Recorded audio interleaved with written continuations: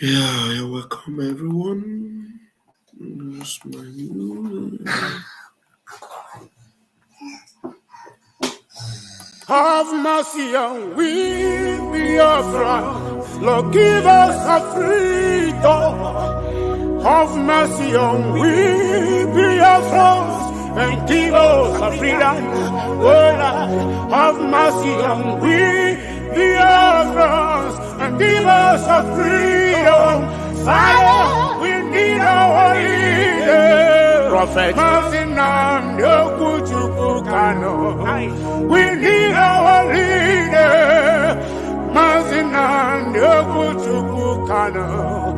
We need our leader.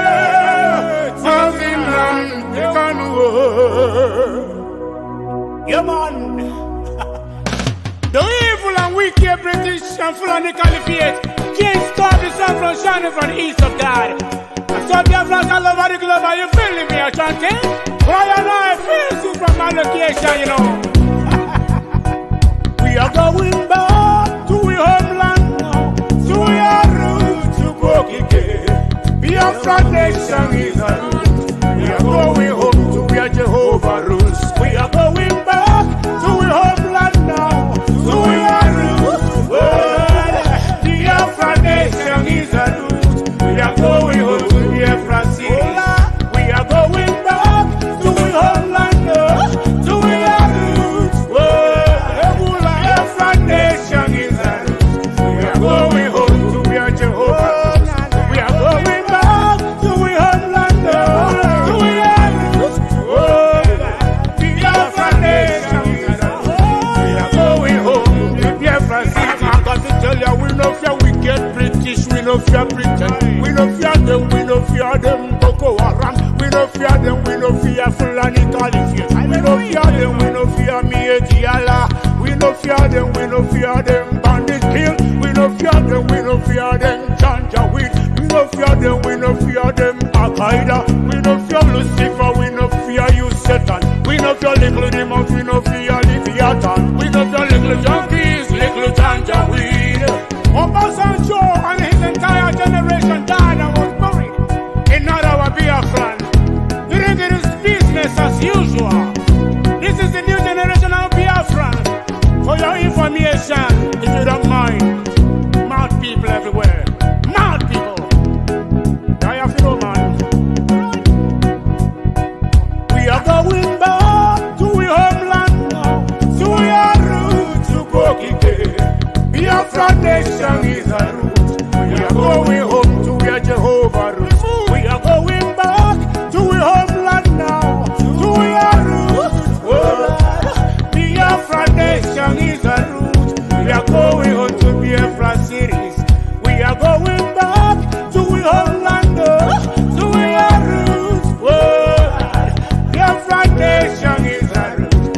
We are going home to where Jehovah rules. We are going back to our homeland, to our roots. Biafra nation is a root. We are going home to Biafra city. We are going back to our homeland, to our roots, to Bokike. Biafra nation is a root. We are going home to where Jehovah rules. We are going back to our homeland now, to our roots. Biafra nation is a root. We are going home to Biafra cities.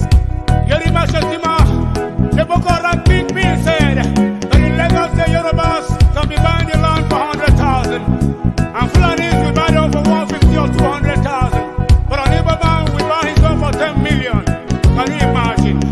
Mad people everywhere. So whatever, give them water. Madam Azuka. Which Madam Azu Dasha? I'm sorry, brethren. Hi, oh God. Make Iwuji help me now. This song. Dash, Madam Bonket. What is it? You want to greet Biafrans? Fellow Biafrans, lovers of freedom. I greet. I'm live, eh? I'm live. Oh, yeah, come. Come here. Mhm. Come on, say Merry Christmas. Eh? Say Merry Christmas. Say Merry Christmas. Eh? Say Merry Christmas. Say Merry Christmas. Say Merry Christmas. Eh? Say Merry Christmas. So don't disturb me, okay? Lovers of freedom, you're all welcome. You're welcome. Please hit the like button. Let's take more music. Let's take more music as you hit the like button. Ah, yes. Let's go. You don't say to mama, you don't read, oh. Says the tracking angel. You don't boast to mama, you don't cut. Now chain you the cut. Okay, now make I use my microscope, scan a reality, scan nigga area Biafra phobia mentality. See, set my name the can free. One war. They don't want to hear the name of Biafra. For them is a scary name of Biafra. I love this very name of Biafra. Biafra. Most I Jaja bless Biafra. Chukwu Kika Biama bless Biafra. Conscientiousness bless Biafra. Started in 1804 by Utman Danfodio. Rinom go be to Sokoto. Sa Amadou Bello. They massacred the Hausa, Marili and Pura. What about the Shua? Zamfara and Adamawa. Referendum is the voice of everyone. Real freedom. Yahweh must be done on the land. Simon, they don't want to hear the name of Biafra. For them is a scary name of Biafra. I love this very name of Biafra. Biafra, Biafra. Most I Jaja bless Biafra. Chukwu Kika Biama bless Biafra. Conscientiousness bless Biafra. Biafra, Biafra. They tried by the canories. This reckless Fulani. They conquered the Lorraine. Fooling, they killing in Benue every day. Niger State and Plateau State every day. The whole of Middle State every day, every day, every day. Our move, don't do. Say we move, but now we move. They don't want to hear the name of Biafra. For them is a scary name of Biafra. I love this very name of Biafra. Biafra, Biafra. Most I Jaja bless Biafra. Chukwu Kika Biama bless Biafra. Conscientiousness bless Biafra. Biafra, Biafra. We know that they are the terrorists. Like the man called Shegumi terrorist. Gabe Sheva Dexinabioni terrorist. Isa Ali Ibrahim Patami terrorist. Boko Haram in the army terrorist. They stop the people from farming terrorist. Abubakar Malami terrorist. Mainstream media swami terrorist. Now we have more sellers than buyers. Information minister liar. Mr. like Mohammed and liar. The truth is Biafra hands fire. They don't want to hear the name of Biafra. For them is a scary name of Biafra. I love this very name of Biafra. Biafra, Biafra. Most I Jaja bless. Chukwu Kika Biama bless. Conscientiousness bless Biafra. Biafra. They can come into Biafra land, one them run them out of do the land, one them and run them out now, run them out now. Yeah. Divided nations, decent, playing their bloody games against Biafra with the AU all the same. What a shame, such a pain. Nnamdi Kanu says Biafra, he comes away Biafra. Black people worldwide say Biafra, Marcus gave away. Biafra. All we want is say Biafra, and we will sing the songs of Biafra. We are getting into Biafra, Biafra, Biafra. Thank you for joining me this night. It's almost midnight here. Wow. Helen Peters. Ciao, Helen. We just talk about you. Nah. Then they asked me, where is Sister Helen? They've not heard from you. I said, you're fine. You're fine. And it's good that you are here with me tonight. Thank you so much, beloved. Merry Christmas. Merry Christmas. Thank you, my sweetheart. I appreciate you. Thank you so much for all your support, for all your love and your care. Thank you. You're one in a million. Wow. Tonight, I am not a man of many words tonight, but I just want to, I feel like reminiscing on Mazi Nnamdi Kanu's beautiful sermons. Fantastic sermons. You know, I don't know how long I can take, but there are some sermons that I have two sermons. One is 3 hours. The other one is 2 hours plus. I don't know which one I will go for. And another one again, the interview with Dele Momodu. Wow. That interview with Dele Momodu is top notch. Jesus Christ. Hey, Mazi Nnamdi Kanu. Maybe we should go for that interview with Dele Momodu. Because there, Mazi Nnamdi Kanu, a closed book for there. So what I will do is, maybe I will just pick, some few minutes from either of the two sermons, and then we will go on the Dele Momodu. Yeah. Amore, Helen, they greet you. Babe.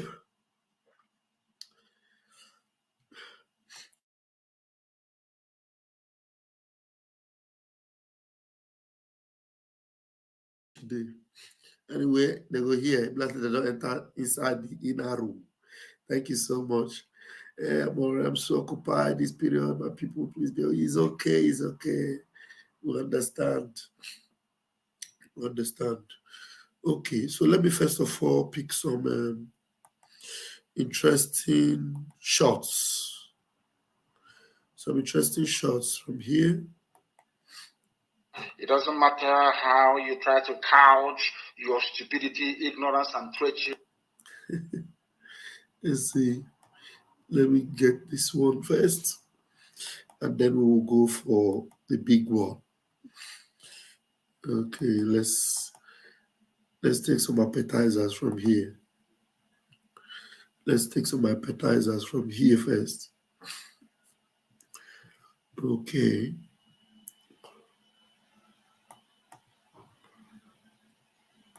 It doesn't matter how you try to couch your stupidity, ignorance, and treachery. It doesn't matter the language you're trying to use. We don't listen to what people say. You can talk from now till the kingdom come. Write your garbage in Punch newspaper, in Nation, in Vanguard. From now till the kingdom come, it means nothing to us. We continue what we are doing. Ohamadike. You see, they never say die spirits in our prime minister. It is a possession from Mazi Nnamdi Kanu. They never say die. Let me repeat this. If you understand, you understand. It doesn't matter how you try to couch your stupidity, ignorance, and treachery. It doesn't matter the language. It doesn't matter how you try to couch. Let me go again from the top, so you understand what I'm trying to say. It doesn't matter how you try to couch your stupidity, ignorance, and treachery. Your stupidity, ignorance, and treachery. For almost 3 years now, they have used all manner and forms of treachery. All manner and forms of treachery. Everything they tried on Mazi Nnamdi Kanu, they doubled it ×5, sometimes ×10. Because they never expected that Mazi Nnamdi Kanu can have somebody else that is even more sophisticated than himself. They never believed it. So everything they did on Mazi Nnamdi Kanu, they felt they succeeded even from within and stopped him. What they now did when they saw Mazi Simon Ekpa come out, they said, no. In fact, let us just finish this one. They now gathered the same people they used to get Mazi Nnamdi Kanu. They increased the treachery. They increased it. Mazi Nnamdi Kanu, he's so not bothered about anything you call him. Any insult you give him, to him, is just like pouring water on a stove. It doesn't get to him. Mazi Simon Ekpa now became worse in that. our prime minister became more adamant in that. If Mazi Nnamdi Kanu if attacking or insulting him was like pouring water on a stone, Mazi Simon Ekpa is like pouring water on a raw, solidified metal. You know, stone, sometimes it can even be wet. You can even think maybe some kind of stones may even, after a long time, inside water, something will happen. But metal, pour water, hey, Simon Ekpa became a solid metal. So you see the spirit, the transferring of spirit from Mazi Nnamdi Kanu to Mazi Simon Ekpa. The treachery was increased. The treachery was multiplied. You know, sometimes Mazi Simon Ekpa would not even talk. They would just be talking, manipulating, doing their treachery, everything. To the extent now, what they are saying is that they are making Simon Ekpa popular. That they didn't talk about Nnamdi. People that were afraid to talk about Mazi Nnamdi Kanu. That they are talking about Simon Ekpa because it's a plan. They are just promoting him. That he is working for Nigeria. That Nigeria is promoting him. Promoting him to end that entity. Hey! What a good promotion. What a great promotion. What a great advert. You know, Mazi Simon Ekpa just, he took the spirit of Mazi Nnamdi Kanu in multiplied form. Couch your stupidity, ignorance, and treachery. It doesn't matter the language you're trying to use. We don't listen to what people say. You can talk from now till the kingdom come. Write your garbage in Punch newspaper, in Nation, in Vanguard. From now till the kingdom come. Did you see his reaction? You can write your garbage in Punch, in Nation, in every newspaper from now till thy kingdom come.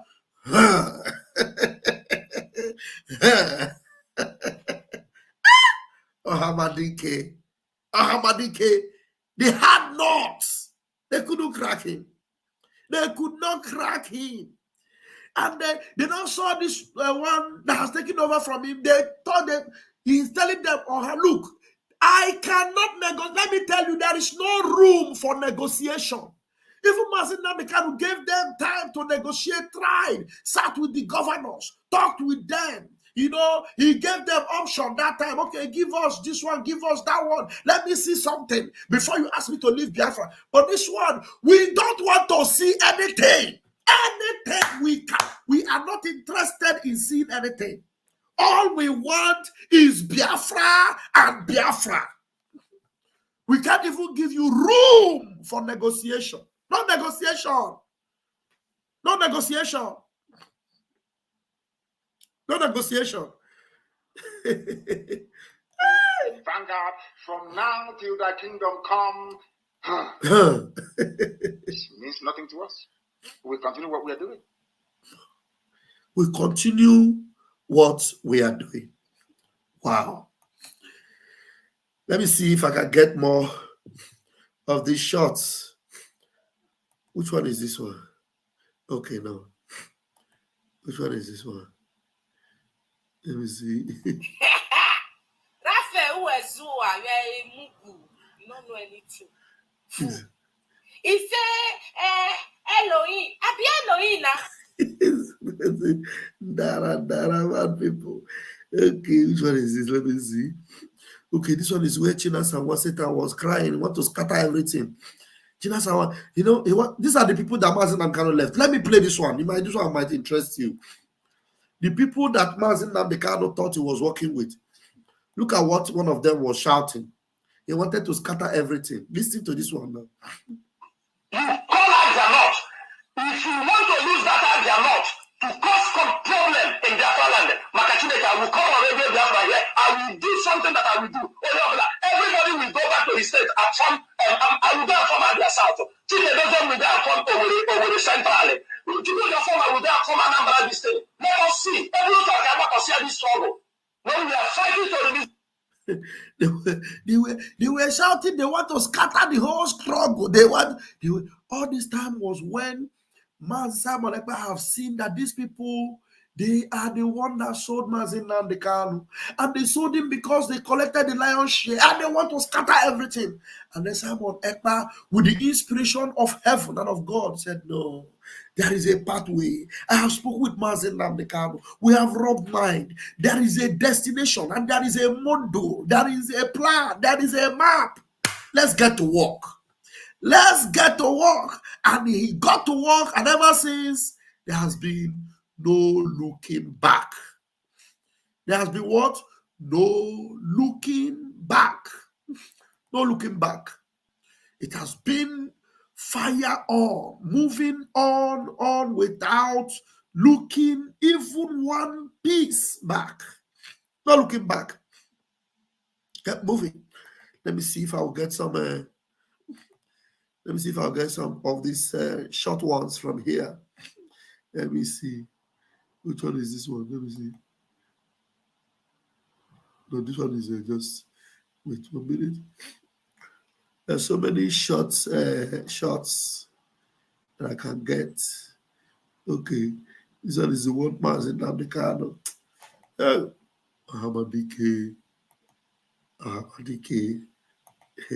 Look at Ahamadike here. He said what? Never know what you get, but the person do zoo in Nigeria. The one Nigeria, my daughter, I Chineke not impossible. Oh no, Nigeria where we from MNK'S bridge. Then they to away Lahani. Chineke Nigeria because that you were born Hong Kong person of Hong Kong. Kahara, how about it in the habu? All I don't go to. Oh no, I'm my courier way see. Now that then Nigeria, Hey, you see?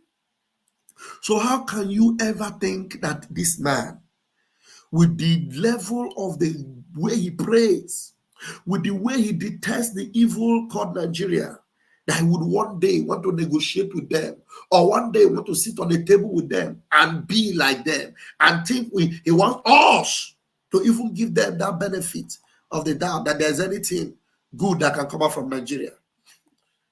You see? The unique leader of the indigenous people of Biafra. And the prime minister took over and has ever since continued without looking back. Let's see. What's this one here? You're not a Muslim, you're shouting 119.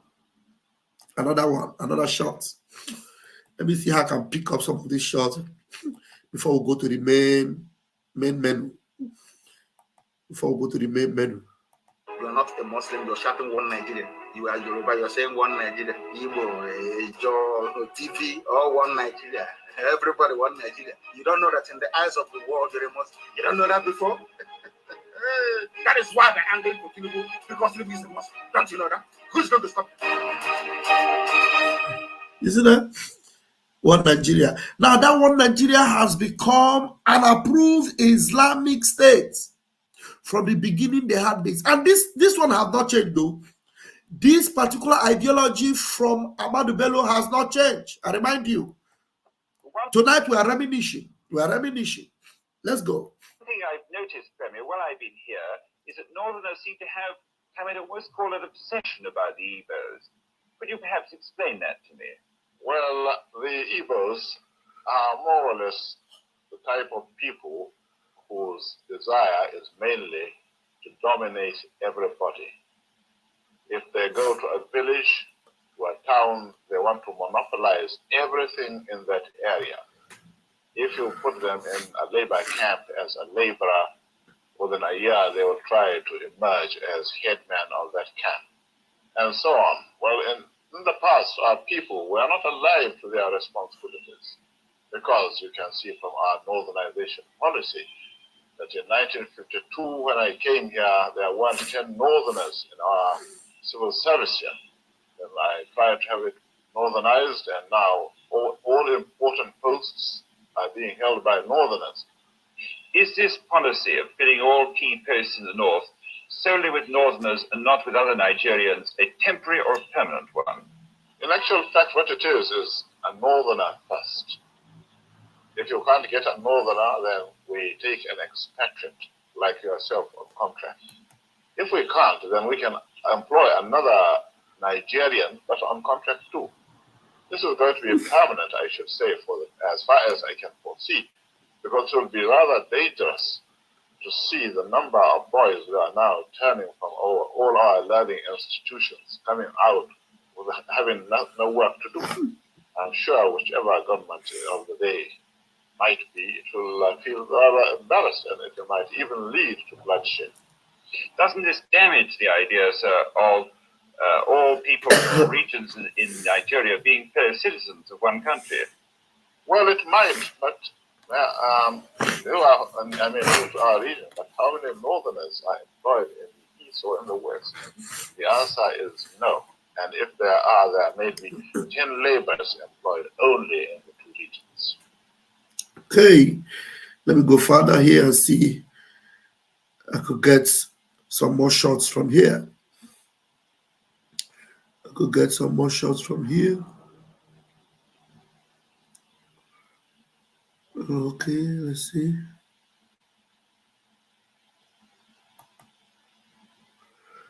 Okay, this one is from our PM. Let's play this.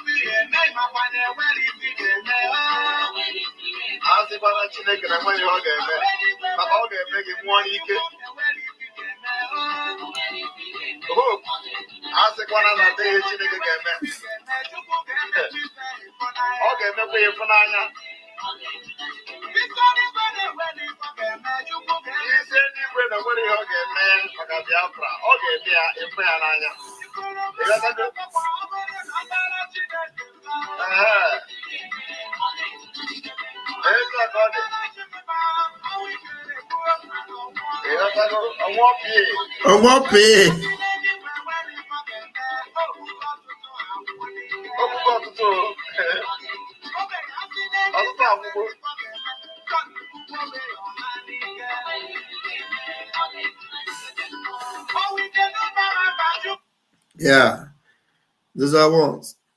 All right, let's see. This one, we have all seen this one. We got to this point here because of what? Azwanoka, consistency. The governor of the state Consistency. himself obeys the sit at home on Monday. And then the civil servants that work in government house obey the sit at home. And government shut down on Mondays. It means the real governor of Southeast is Simon Egba, ruling the Southeast from Finland. Fantastic. Fantabulous. No, so we don't need these goats. Sorry, we don't need that one. We don't need that one. Let me go. I want to see some shots. If there are no shots here, let's see.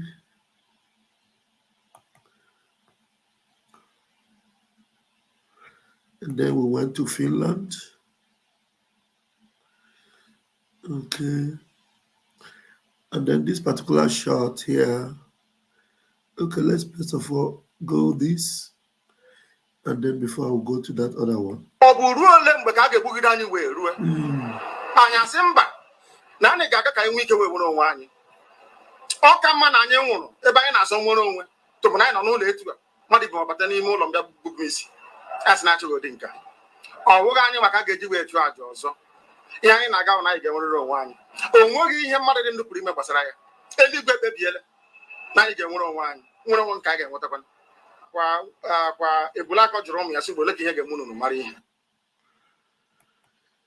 Then this one is a powerful shot. Because what I say on Our people are lame. They are weak. I am struggling to count how many men there are in Biafra land. There are no more men left.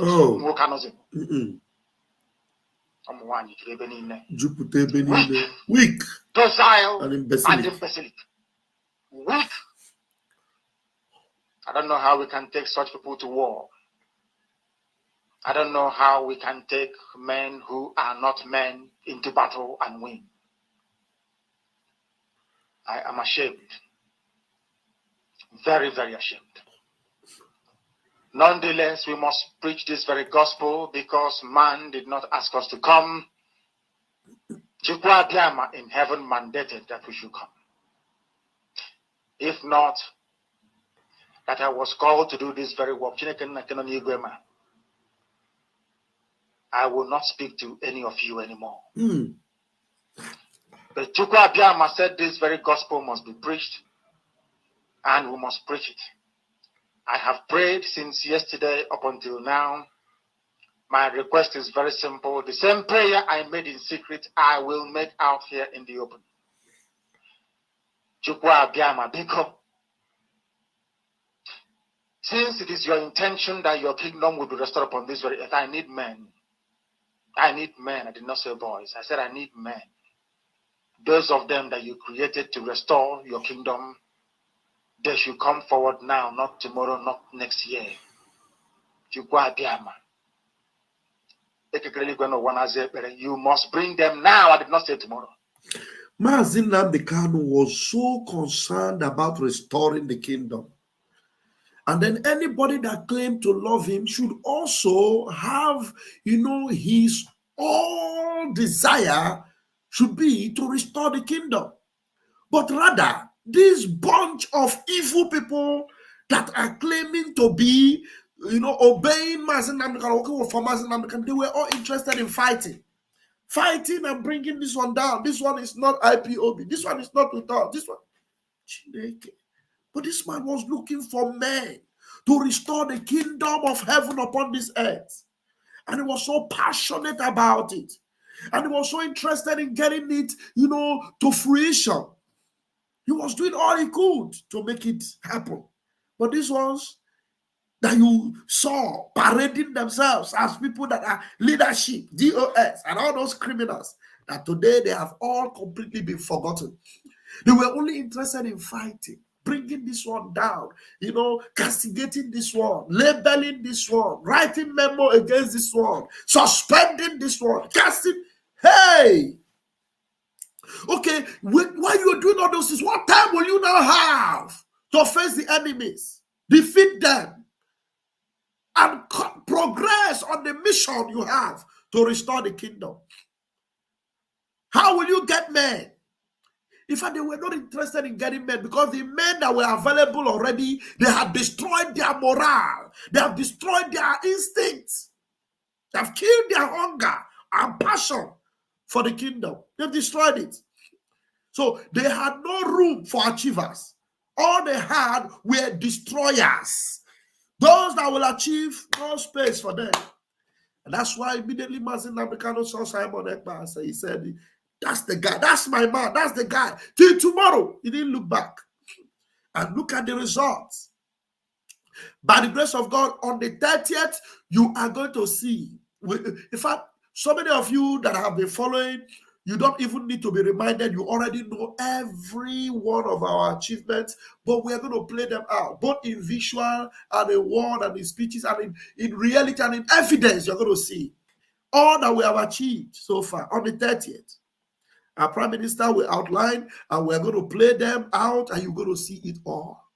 That today, all the things that they have planned to bring to Biafra land, you see them all happening only on their own side of the divide. Huh? Look at the carnage going on in Plateau and Benue. Soludo, is inviting and welcoming the perpetrators or the brain behind the evil, the onslaught going on in the Christian community in Nasarawa, in Benue, in Plateau. Shetima. Soludo allows Shetima into Anambra. And knowing fully well that Biafra government has banned everything, nothing like a fanfare of a burial. No way. We didn't give him that room. He now took excuse of, yes, I'm going to change the law and everything. That is why this 2024, the very beginning of 2024, we're going to see the true color of Biafra. Because everywhere will be painted with the colors of Biafra. These colors of Biafra will be painted everywhere in Biafra land. everywhere. You will see it. You will see it.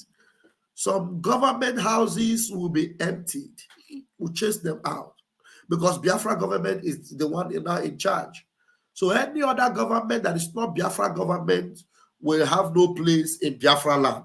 2024, we're going to go see them, we're going to go agree. People that are not supposed to step their feet on Biafra land, all these criminal political office holders, you bring them in, they mock us. They spit on the graves of Biafra that they murdered.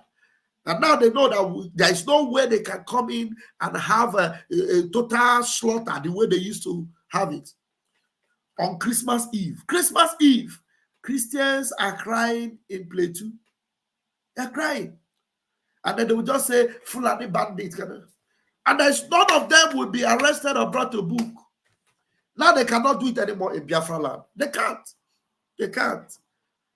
Thanks to our Prime Minister, who has held his ground and has maintained the presence of the Biafra army in Biafra land. But for you, all of you, criminal governors and senators,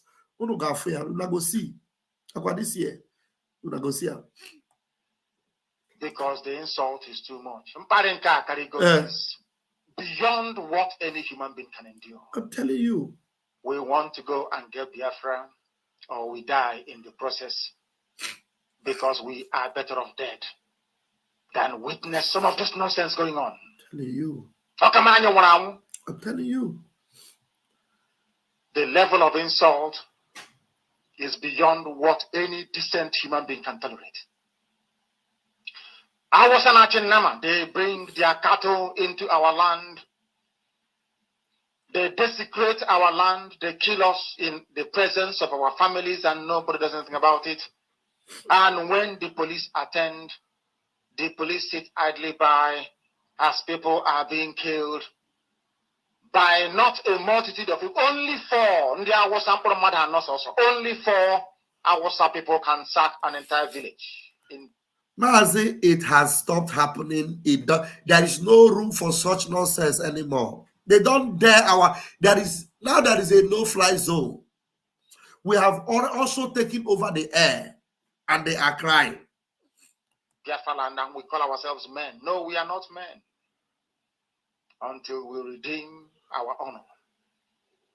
Until we look at integrity and say, we must have a part of it. Until then, and then I have to go easy, to be honest with you. Now is the time to come forward. Now tonight is the time to come forward. 100 of us, and then we march. 100 and we march. The rest can come later if they want to. I'm tired of broadcasting. I want to fight for my country. I want to carry arms to defend the honor and integrity of my country. I want to avenge the death of 6 million people. I want Biafra to stand as a beacon of hope, freedom, and liberty in black world. I want Biafra to stand as a testament to the glory of heaven upon the face of this very earth. I want Biafra to stand because my obligation to the dead outweigh that which I owe to the living. Hey! My obligation to the dead outweighs that which I owe to the living. Some of these cookies and all these criminals, they don't understand what it means to have an obligation to the dead. Over 3 million children were starved to death. Youth, young Biafrans are murdered, kidnapped, and taken away. Most of them, you don't have any news about them. They harvest their organs, and that's the end. My obligation to the dead outweighs that which I owe to the living. But all these living are only interested in their stomach. They don't have obligation to the dead. If it were not for the obligation to the dead, do you think Master Simon Ekpa will be awake at midnight, sleepless, or planning on how to, make sure that the army is growing beyond bound. Now the middle belt has also, cropped us in, and we are now in charge of the middle belt. We are going to take over the middle belt as well, to make sure we protect the indigenous people there, because our obligation to the dead outweighs that which we owe to the living. The people of Middle Belt have been looking for such a time, and today their tears will no more flow, because the government of Biafra will release the armies of Biafra to protect their land. That's the obligation we have for the dead. Our obligation to the dead outweighs that which you have for the living. There is no need for you to be alive if you do not stand and fight for the dignity of your people. Your obligation is to the dead, because you have to, fight and, fight for their own justice. Otherwise, your living is worthless. Your living is meaningless if you have no obligation to those that died just like that, because they wanted to live. And these marauders, these evil people, just take their lives at the prime of it. We have obligation, and we must ensure it. That is why Biafra will stand, and Biafra will come. 100 men, that's all. And we march. The rest can come later on. I no longer give a damn.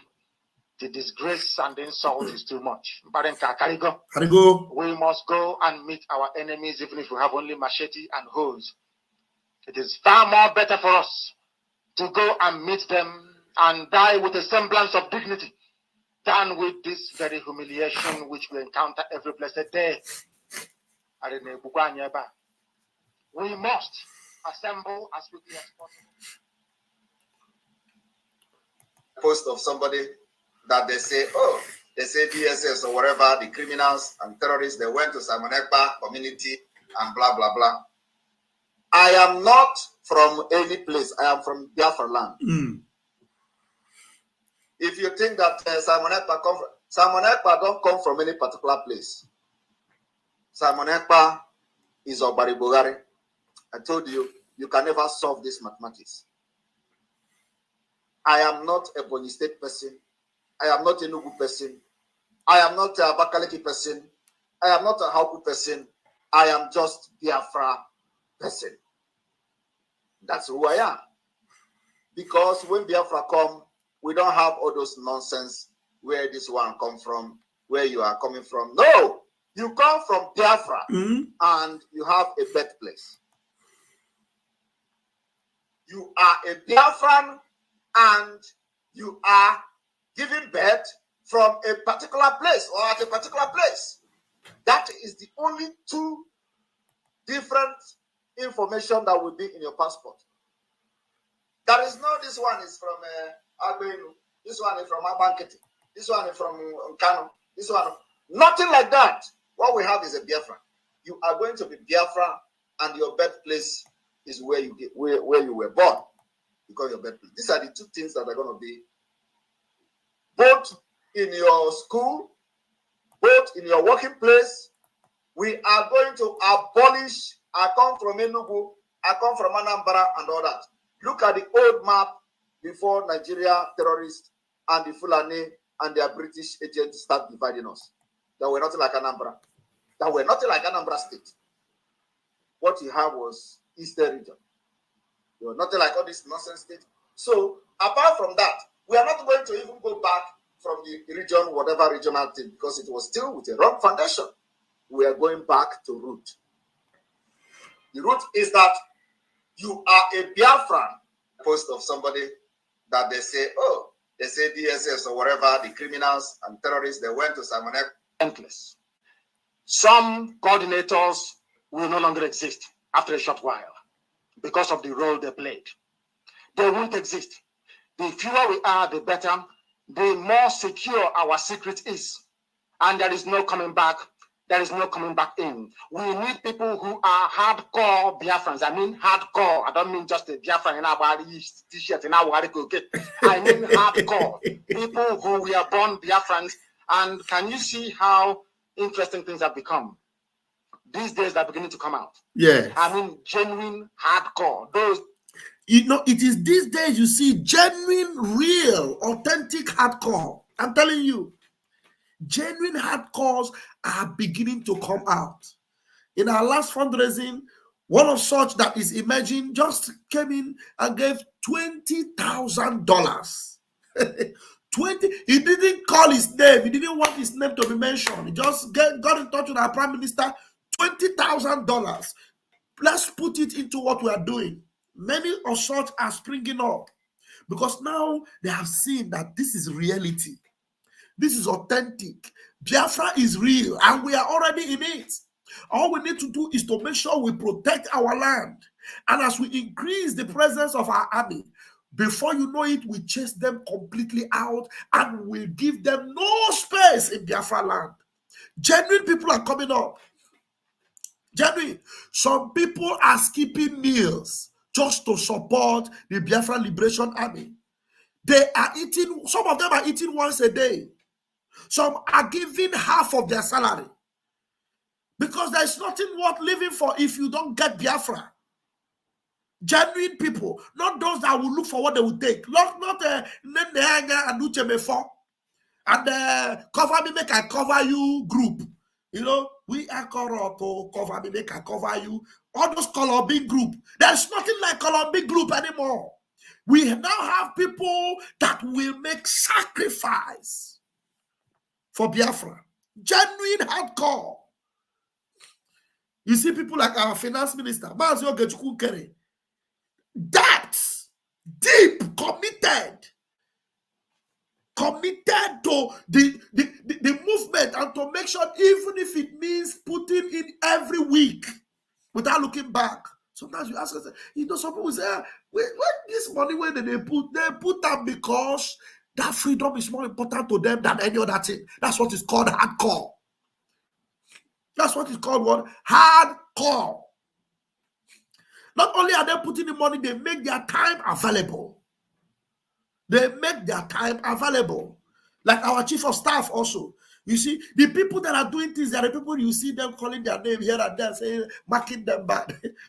You know, you are marking the people you mark bad. Once you, that is already known to be a sabo, you now mark somebody bad.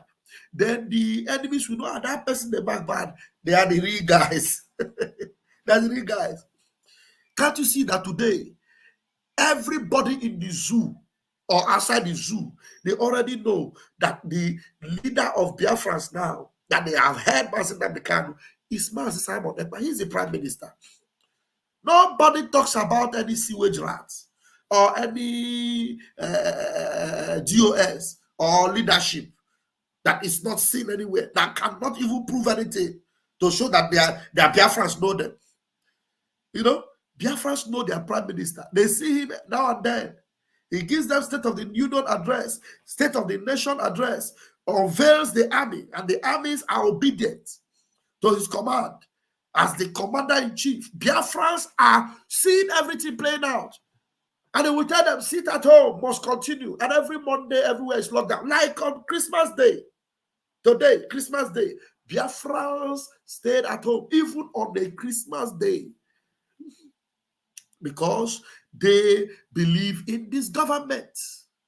That's what Mazi Nnamdi Kanu is trying to say. Now you see them coming, not the ichiri polo, chiri face cap, now worry okay. But that they won't exist. The fewer we secure our secret is, and there is no coming back. There is no coming back in. We need people who are hardcore Biafrans. I mean hardcore. I don't mean just a Biafran in our body t-shirt in our body. Okay. I mean hardcore. People who we are born Biafrans. And can you see how interesting things have become? These days they're beginning to come out. I mean genuine hardcore. Those that will never go back regardless of what is in front of them. Hey, that word regardless is deep. Those that will never go back regardless of what is in front of them, regardless of any propaganda against them, regardless of what anybody has said about them, regardless, those that will not go back regardless of whatever you do, whether you call their name from today to tomorrow, regardless, They will never turn back. They will never turn back. That will serve their country without any conditions. Today, we have tried to demonstrate that we are. Wow. That's it. I am a product and a survival of children and generation that were starved to death. And I'm very, very angry. I'm very, very angry. Instead of that we cannot get this Biafra, I will turn to a beast. I will turn to a beast. I will become a beast. You see those children that you see, you count their ribs. You count their ribs and their stomach are big. You see their stomachs running up every day. We came from them. From there. This generation of Biafra, we come from them. We come from their survivors. And you know, I will be a beast. I will be a beast of Biafra to come. It doesn't matter what you think about it, but I'm telling you now today that 20 pounds, we are the product, the end product of 20 pounds each. We're the end product of Kwashoko. We came from Kwashoko. Malnutrition, starvation, genocide. But our grandfather, our fathers, they survived it. They survived it. I want you to document the video I'm doing because it will go down in history of humankind. How we are going to get this Biafra, or at least how we are going to disintegrate Nigeria. How we dissolve Nigeria will go into the history of mankind, and I will be part of it. Wow. And some people are beating their chest to be part of the ethnic cleansing jihad killing. You know, he beats his chest. I will be part of it. Write it down, and you are going to see it happen. You're going to see it all play out. Now, regardless, I'm telling you. Thank you, Helen. All right. Let me know. Go get us a message from our leader.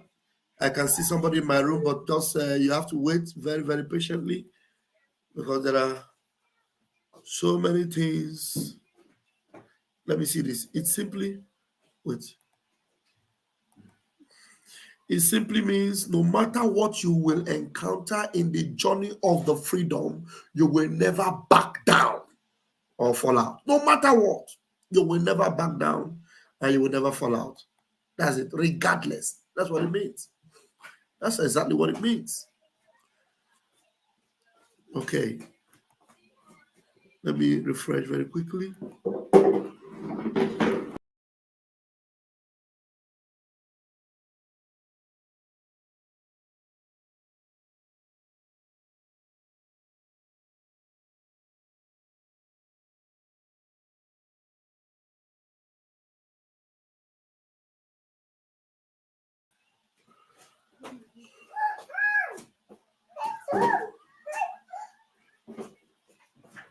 Okay.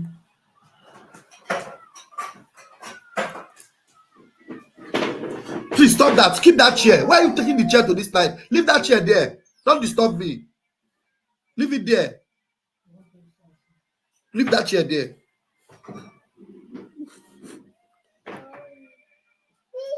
You are disturbing Daddy now.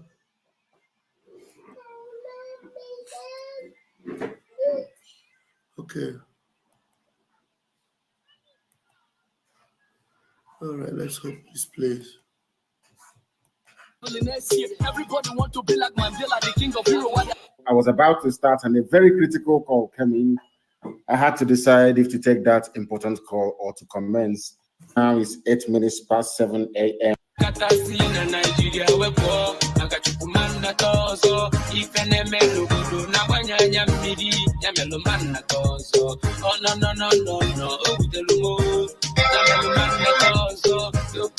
Good morning, wonderful people, great Biafrans, all the heroes and heroines, both living and dead. I welcome each and every one of you to this very special broadcast this very day, the 31st of May, in the year of our Most High Elohim, 2021. The time now is 8 minutes past 7 a.m. in the land of Biafra, 8 minutes past the top of the hour, regardless of where you are. Before I proceed, I must apologize profusely about our late coming this very morning. I think we're about 3 or 4 minutes late. As you can imagine, things are happening all over the place. I was actually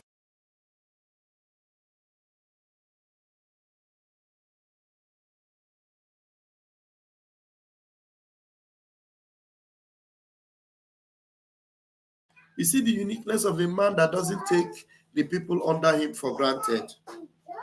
He was late for 4 minutes and he apologized profusely for being late for 4 minutes. Everyone is important. Everyone is important. You know, fantastic, unique man. Yeah. Actually taking a call. I was about to start and a very critical call came in. I had to decide if to take that important call or to commence. I opted to take the call and come to you a minute or two late, and I do apologize for that. From the bottom of my heart, I apologize. Please do forgive me. But we are here, we are live, we are direct, and I can assure you that the whole world is listening. All our platforms are go. I understand that we are simulcasting on all our normal platforms. There are no issues.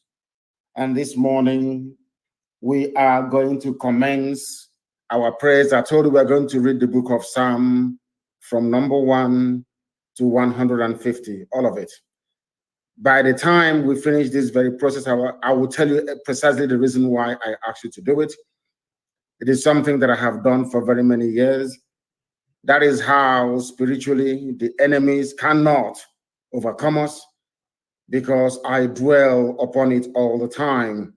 I want all of you to understand very, very clearly and unequivocally that what we are doing is of the Spirit. And unless you are in the Spirit, you will never, ever understand it. Allow me to say good morning, good afternoon, good evening, and good night to some of you, because this very broadcast this morning, as always, is going out to the entirety of humanity. Mankind is listening. Every intelligence agency in Abuja, they are listening right now. In every government house, including the council house, you know where they are listening, because they know here is the citadel of truth.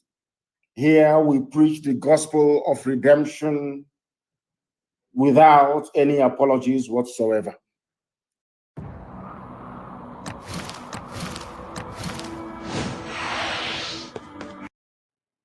Tell your friends, your brothers, your sisters, your relatives, no matter where they are around the world, as long as they are in possession of an internet-enabled device, they should be able to listen to us.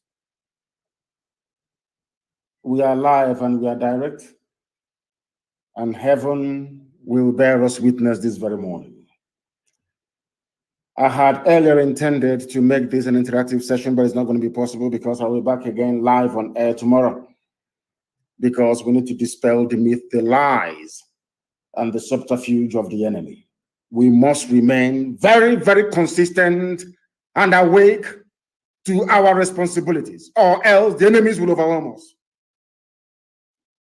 Even though we are praying to God Almighty in heaven to help us, I know that Chukwukika Biama will only help those that help themselves. And this morning, that is what I must make each and every one of us to understand. We must help ourselves, not just praying for the sake of praying. We must do something tangible to make sure that that comes to pass. My name is Mazen Namdekano. I am the leader of the largest mass movement on the face of this very earth, the indigenous people of Biafra, IPOB for short. I am the director of radio, Biafra and Biafra Television, and by the very special grace of God Almighty in heaven and no other, the servant of the wonderful people of Biafra. This morning we are going to pray as it is usual, but I'm going to pray starting from today from the book of Psalm, Psalm number 1. Tomorrow I am going to pray Psalm number 2. The next day I will pray Psalm number 3. And because of the magnitude of what we are doing, we are going to pray in English language. because, of course, I pray 7 times a day. And when I wake up in the morning, I pray in the language of the ancients, of course. But we're going to pray in English that everybody may be able to follow what we are doing and come to the realization, as we have done many, many years ago, that what we are doing is in the gift of heaven to give. Let us pray. For you have said, O Lord God Almighty in heaven, through your servant David, that blessed is the man that walketh not in the counsel of the ungodly, nor standeth in the way of sinners, nor sitteth in the seat of the scornful. But by his delight is in the law of the Lord, and in his law doth he meditate day and night. And he shall be like a tree planted by the rivers of water, that bringeth forth his fruit in his season. His leaf also shall not wither, and whatsoever he doeth shall prosper. The ungodly, the Fulani Janjaweed, are not so, but are like the chaff which the wind drives away. Therefore, the ungodly, the traitor or the saboteur cannot stand in the judgment, nor sinners in the congregation of the righteous. For Elohim knoweth the way of the righteous, but the way of the ungodly shall perish. This we pray in the name of Chukwu Kikabi Amapurumi Henine now and forevermore. He say, all of you, you are going to pray Psalm number 1 today as you're sitting at home, because today is no movement day. As you are sitting at home, you are going to pray and meditate on Psalm number 1. People may be wondering, why are they reading Psalm number 1? We are reading it because we are going to go through the entire prayer of King David, from number 1 to 150. For the next 150 days, we are going to pray and meditate on one psalm every blessed day. Today is Psalm number 1. Tomorrow is going to be Psalm number 2. The next day is Psalm number 3 for 150 days. And then you will see what will happen. 150 days, we are going to remain watchful and prayerful.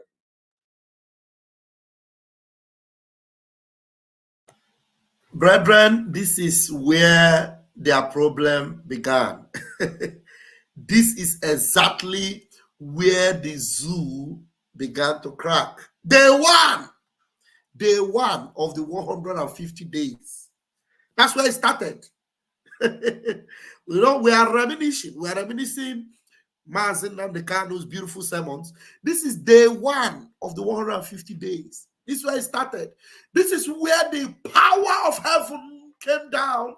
And since that day till today, the zoo has not known what before them, and they can never recover. The zoo has never gotten better, and it will never get better until the final day of its collapse. I'm telling you. 150 days. But I'm very, very certain that you will not get to the end of the 150 days, because I have a very personal experience. Now I am giving you the secret of how we operate.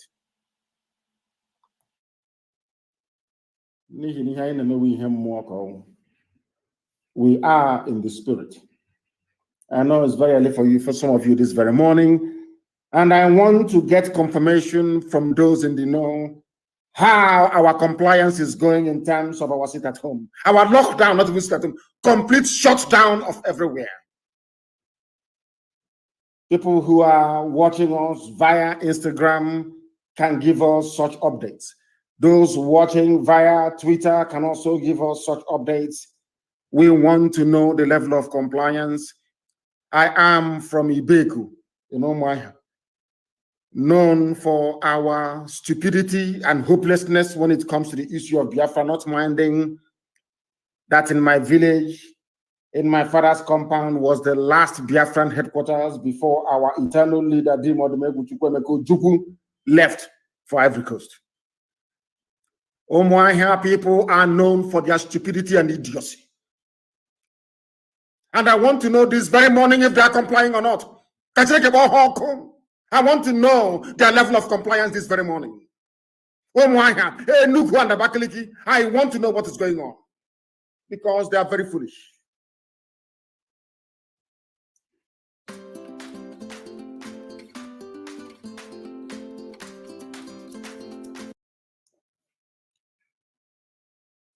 They are very, very foolish. I am from Omaha, but you know, I do not take any prisoners. I don't condone evil or idiocy. It doesn't matter where it comes from. No movement in Enugu, no movement in Onisha, we are hearing. Nkwele Zunanka. They said Enugu is in compliance. Ikosawe is in lockdown. Enugu is empty. Further Onisha is in total lockdown. Some are saying even for the past 24 hours, there is no movement in and around some parts of Imo State. That Imo is obeying this very command. Calabar is also doing well, we want to know. But Oron, they say, is not complying, and I'm not too surprised about that. I will come to the reason for that later on. And we also need pictures, please, and videos everywhere on every social media platform before they will bribe them to say partial compliance. We want the videos as we normally do and the pictures this very morning flooding every social media platform. Of course, Anambra is the first son of Biafra and Igbo land in general. They must comply. Anambra has been doing us proud from day one. You know, when Anambra behaves like a first son, I'm very happy. When Anambra comes up to behave, is that to take the leadership. I am very, very happy. They are the beginning of who we are as a people. Both Igbo and Biafra in general. Everybody's from Anambra State. Everybody's from Anambra. I said everybody's from Anambra State. So when they take the lead, I am very, very happy, as it should be, because they are number one. Anambra is. They say I am, of course, all of us from Anambra anyway, so let's not even go there. Asaba is in total lockdown. They said Iguacha is not complying. Newi is in total lockdown. Iguacha is not complying because that little witch, that demon, that devil, Katrina Lang, went there. And unfortunately, my Ikwere brothers and sisters are setting themselves up for destruction. If you listen to what the Janjaweed are saying, if you listen to what the Janjaweed are saying, they said they are tired of Igbo people, they can go. And I feel sorry for my Ikwere brothers and sisters because Wike will lead you down the path of destruction from which you can never recover. As an if you don't know what is going to befall you or how to do something, you borrow from history. If you people continue with this idiocy of Wike, I'm telling you the truth, you will go the way of a Lauren. Hausa people will be better than you. Hausa will be better than you, I'm telling you the truth. That is why Omaha is in total lockdown for the very first time, useless people. I'm from Omaha myself, for those who may not know. I don't take prisoners, I tell you the truth. You may not like it, but I tell you the truth. Of course, our bar is with us. Every time they're with us in total and complete lockdown. There is no movement anywhere. They said Eket in Akwa Ibom is not complying. Abani Road is in total lockdown because here we speak the truth always. We speak the truth always, always. And I will tell you the reason why. Eket and all those places are not, because we are going to focus on them very, very shortly. We are going to focus on them very, very shortly. All of you claiming you are South, Niger Delta, I want you to look at what happened to Hausa people. It will happen to you.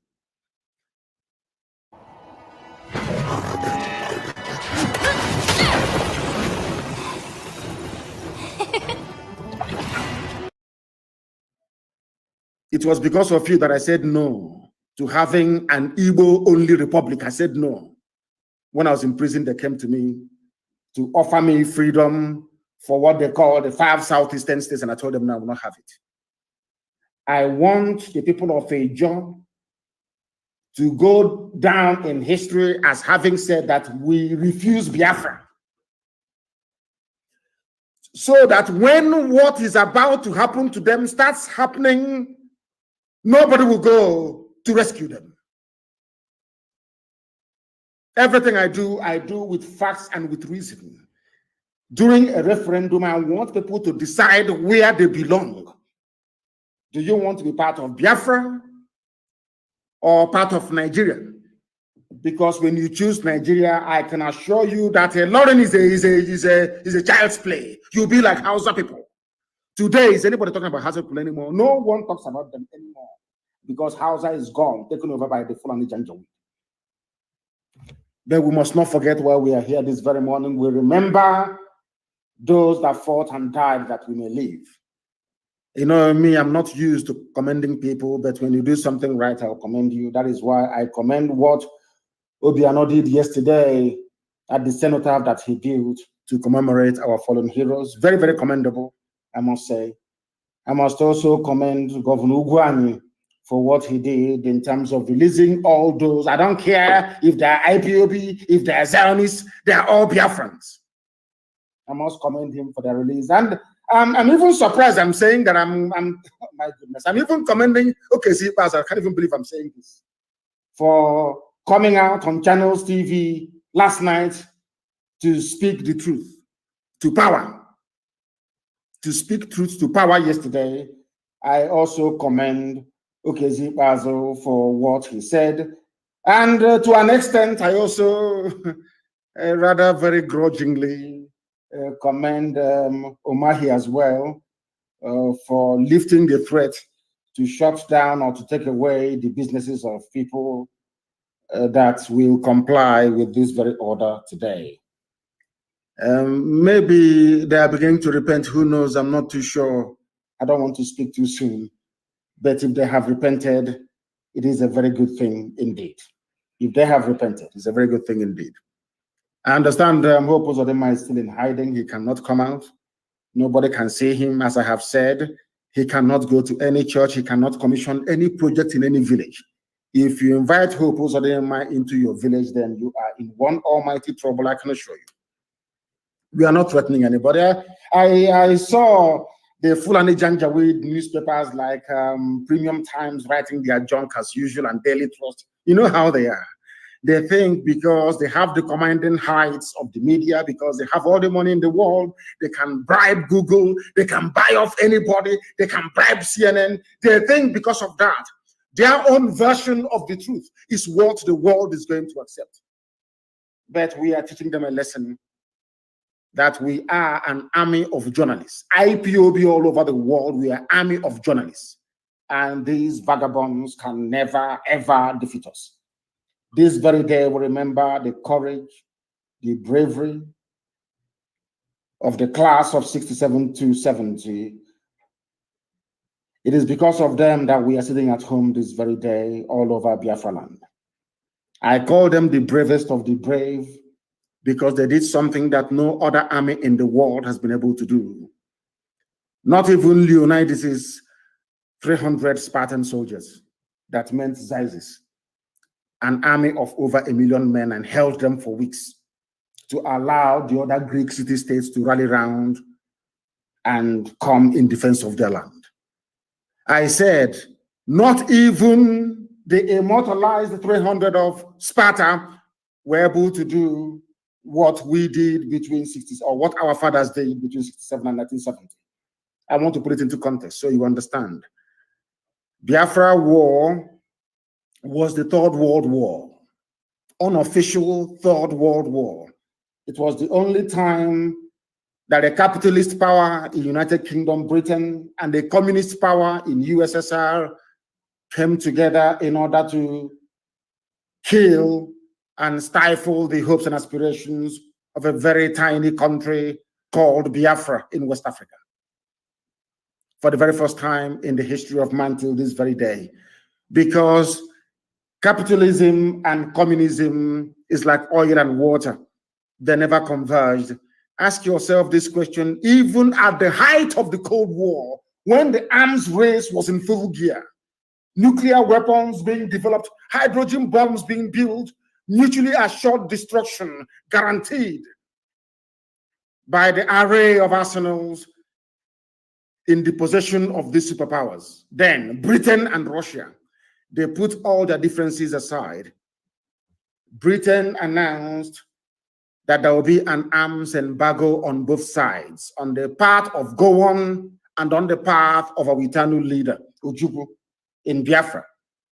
Now, the same Britain, the same British government went behind everybody's back, went to Russia. No longer Cold War, they're no longer fighting, no ideological differences between communism and capitalism. They now came together. Britain convinced Russia. The same thing they did to Trump when Trump was in power. Britain convinced Russia to join them. Britain did not ship arms direct. Of course, the letter did. Britain never shipped arms direct to go on. Instead, they told Russia, we will give you part of the oil, but please ship arms to go on. Russia supplied all the MiG fighters, all the heavy weapons to Nigeria. Nigeria did not make anything.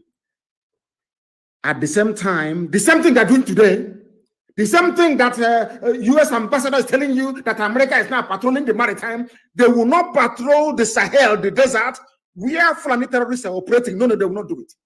They're in the sea, in Biafra land, in the Atlantic Ocean. The same thing they did then, they are trying to do now, to enforce air, land, and sea blockade. Biafra was blockaded. Unfortunately, some Yoruba people went with them. You know me, I speak the truth. I don't care. I tell you the truth always. Some Yoruba people were convinced into going with Fulani to kill as many Biafrans as possible. Or should I say, to kill as many Igbo people as possible. Understand this. Britain did not stop there. Britain went to OAU then, now AU, and convinced most of them that artificial colonial boundaries must exist. Are you following what I'm telling you this morning? Britain convinced African people that the boundaries that they themselves, white Europeans, created in Africa must be defended at all costs. On the floor of the chamber of OAU in Addis Ababa, they were debating it. That what Ojukwu was fighting for is a return to the traditional way that Black African people lived before the white man came. Tesla, Marathon, Alphabet, Amazon, NIO. What do these 5 companies have in common? That is right. Julius Nyerere said that Ojukwu was right. Clifford Berners said Ojukwu was right. Omar Bongo said Ojukwu was right. The rest said, no, he's not right. We must keep the artificial colonial boundaries of our colonial masters. Are you following me? Somebody's in Croatia. Our sister Ruth Okoro is in Croatia. We're everywhere. That's where she's listening to us from. Biafrans are everywhere. Black people in Africa were against Biafra for no discernible reason. There is no justification for being against Biafra. We wanted to go back to who we were before the white man came. That's all. They said no. They went to Egypt and they brought pilots from Egypt to pilot the MiG bombers and fighter planes that Nigeria was using. No Janjaweed could fly an aeroplane then. None. But in all of these things, we built our own aircraft. We built our own armored personnel carriers in Biafra land. We refined our own fuel. Something we did between 67 and 70, Nigeria cannot do today, even with the state-of-the-art refineries everywhere. We refined our own fuel. The more we became ingenious, the more technologically advanced Biafra was able to prove to the whole world, the more they despised and hated us. I have said this thing many times live on air. Allow me to repeat. There's a man called Chief Justice P.K. Walker of blessed memory, a very good man. Listen to this story. Listen to this story Mazin Namdekan is about to say. Very important. You know, you understand how deep this conspiracy against Biafra is. Very deep.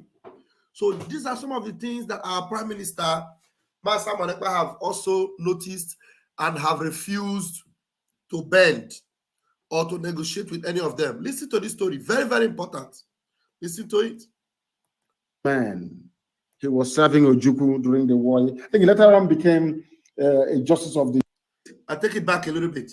That what Ojukwu was fighting for is a return to the traditional way that black African people lived before the white man came. That is right. Julius Nyerere said that Ojukwu was right. Huford Berners said Ojukwu was right. Omar Bongo said Ojukwu was right. The rest said, no, he's not right. We must keep the artificial colonial boundaries of our colonial masters. Are you following? Somebody's in Croatia. Our sister Ruth Okoro is in Croatia. We're everywhere. That's where she's listening to us from.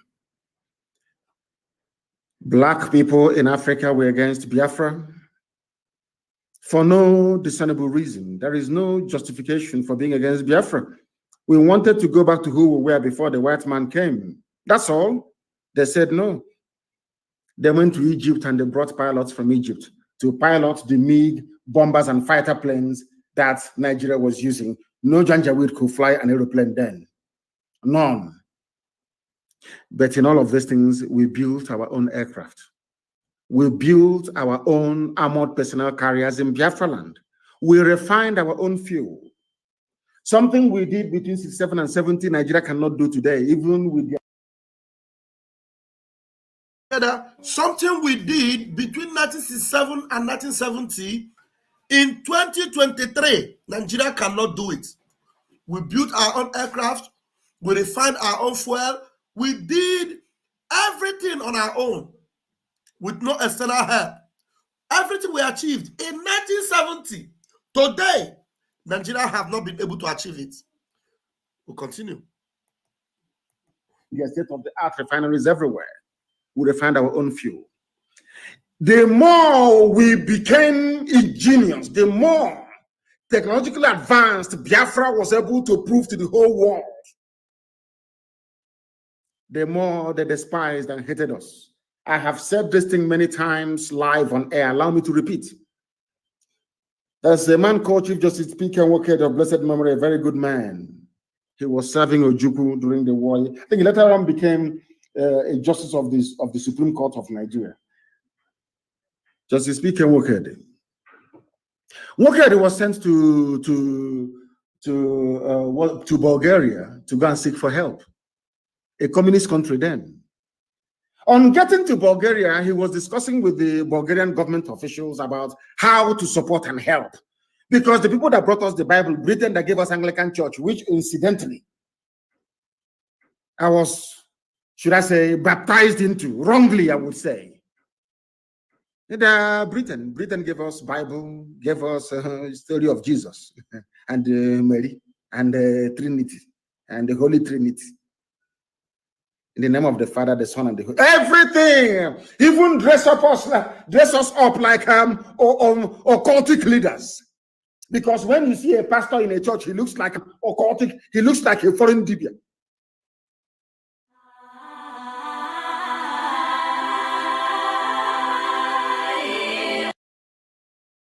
But they were supporting Muslims from the north to come and kill us. P.K. Nwokedi went to Bulgaria to go and ask for help. On getting to Sofia in Bulgaria, his aircraft landed. They took him to his hotel. In the next day, they scheduled a meeting with the government officials. They took him to a government building, not the official government building, but a building, and asked him why he came. He told them how Biafran people are suffering, how we are dying, how we are being starved to death, and all the rest of it.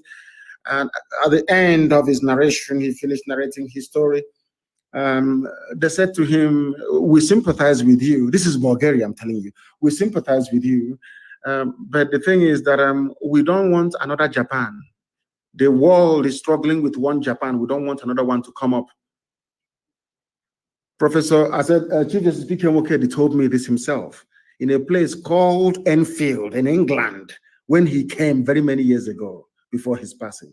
He told me face to face, not recycled information. Chief Justice he was, Peter Woked. And he looked at them, he said, the Bulgarians told him no. The world is having to cope with the technological advances of Japan. We don't want a black country to come out and be like Japan. No, we don't want it.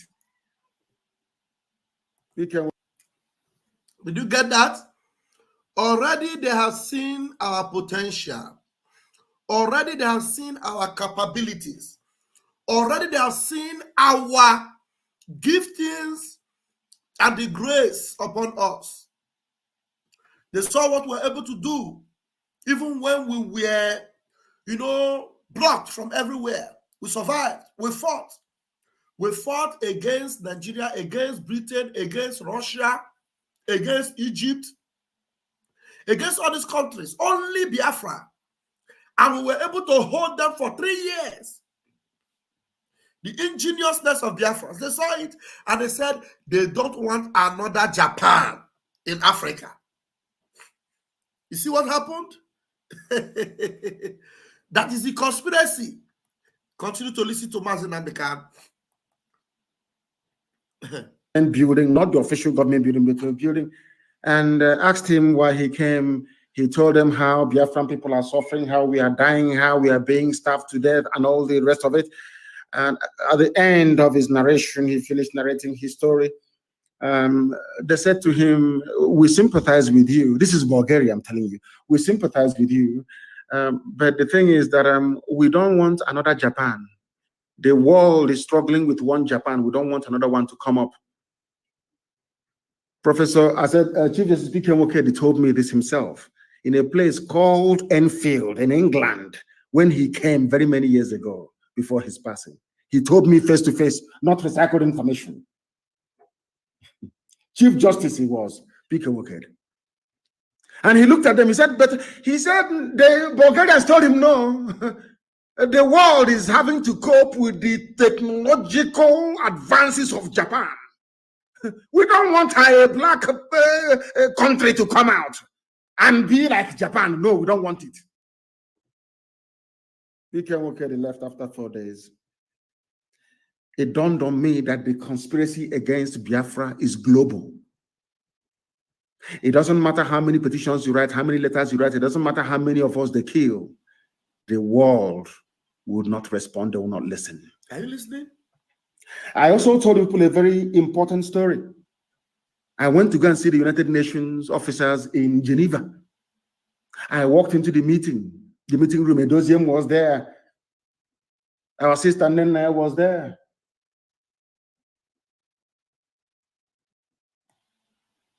Kanonta, my brother, was there.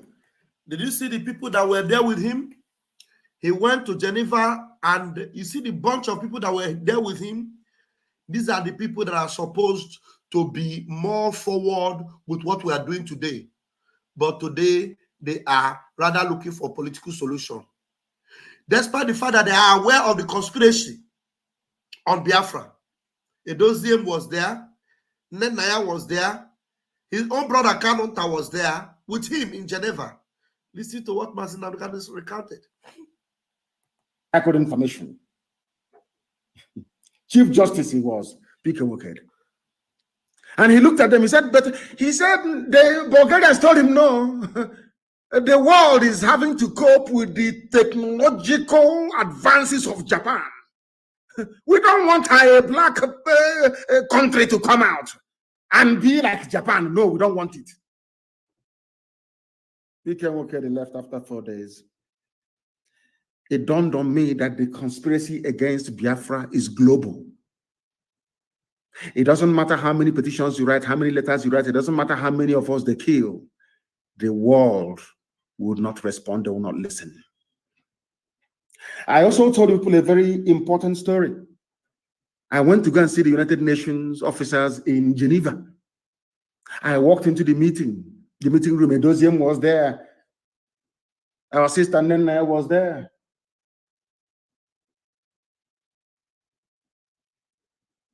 Kanonta, my brother, was there. And a few other people. And I believe Uzoka was there as well. We went into this meeting, asked all these people, we went into this meeting with the United Nations in Geneva. The room, they lined up the various departments, they were all there. They asked me to present my case. I presented a very compelling case for Biafra. One of them said to me, he said to all of us, not to me. He didn't say it in secret. He said to me, where is it at any time in New York? This was UN offices in Geneva that we went to. He said to me, where is it any time Biafra is mentioned in any meeting at UN headquarters in New York, everybody will get up and leave the room. I asked him, what did you say? In front of ask anybody who was with me in Geneva what I'm saying. We were at the UN office.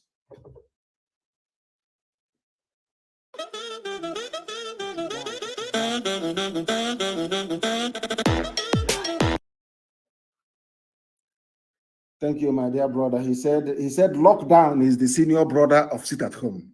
That what we are experiencing right now in Biafra land is lockdown. Lockdown, not sit at home. Complete and utter. If you see cockroach, you stamp on it. No living organism should move from one place to another. At the UN, they said to us, in broad daylight, I think maybe around 3:30 in the evening, in Korokoro, in broad daylight. Anytime we discuss Biafra, what they are doing to you people at the UN office in New York, everybody will get up and walk away. And then I went back to London and I started praying. Before I traveled to the US then, I think this was in 2019. I was attending this meeting when my mother's body was in the morgue in Germany. My mother's body was in the mortuary, and I was attending all these meetings on behalf of Biafra. You can imagine somebody who just lost his mom going and making a very compelling case for Biafra, and them coming out and telling us that the whole world is against us. And my mind went back to what Israelites must have gone through, or the Jews of Europe must have been through, or Jews, in fact, in the entire history, the same thing. Hatred for no reason. People hate Israel for no reason, for no discernible reason. The same way they hate Biafra, for no reason. I was asking white people, what did we do to you? They said, because you are the light of black people all over the world. If we allow Biafra to stand, the world will come to an end, because everything white people know, you people, you know it as well, and you can do it. They don't want black people to manufacture an aircraft. They don't want to hear the story that a black nation somewhere, one obscure black nation somewhere in a rainforest. Did you hear that? Did you guys hear that? Everything you know, everything they know, we know it also. Everything they can do, we can do it also. So they don't want a nation that can overtake them or be even more sophisticated than them, and therefore Biafra coming is bad market for them. The coming of Biafra, they claim, will be the end of the world. You see, the reason why Master Namikano keep telling you that Biafra is the last miracle. The last miracle that will happen. He called it a miracle because he has seen the conspiracy of Biafra is too deep. They talk about Biafra in the UN, everybody will walk away. They talk about Biafra in Bulgaria. Bulgarians will say, forget about it. It will not happen because we don't want another Japan. Everybody is against Biafra. Everybody. You see the conspiracy? So that's why we will tell you, we will bring it to power. We will fight our way and bring Biafra. We are going to confront any giant. Is manufacturing a car. I didn't say assembling a car. I said manufacture. Before you can manufacture a car, you need to go and dig out or import steel. You need to shape it. You need to carve it in a foundry. You need to build the engine block yourself, not import it from China and assemble. No. They don't want any black nation to do it. They don't want any black nation to have a viable economy. And should Biafra be allowed to stand, that is what is going to happen to the entire black world. And they do not want it. They are whites, they are God. You are black, you are nothing. You are the Lucifer, you are Satan. So you are nothing. So that is the global conspiracy against Biafra. And why am I saying this? So that our people will be very, very careful. We are surrounded by enemies, both real and imagined. The battle for the liberation of Biafra is being fought in the spiritual realm as well as in the physical. People who hate us for no reason. Or should I say, because we are blessed. We are the children of God Almighty in heaven. That is why they hate us. Anybody who is loved, even in your family, if your father doesn't love you or loves your sister or your brother more than yourself, you become very envious. It's natural. That is the reason why. Now, what I'm trying to say to ethnic nationalities in Nigeria, excluding the visitors who are the Fulani people that have today turned into our oppressors.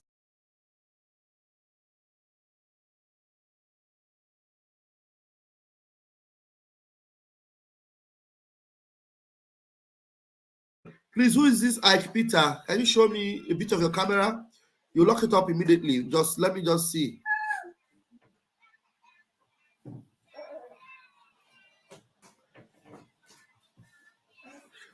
Well, anyway, I will trust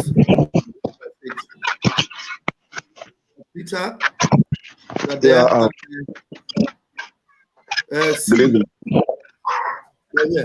Let me give you the microphone first. I think I just mute yourself. I see has been waiting for a long time. C, unmute yourself and let me see your contribution. Let's hear your contribution.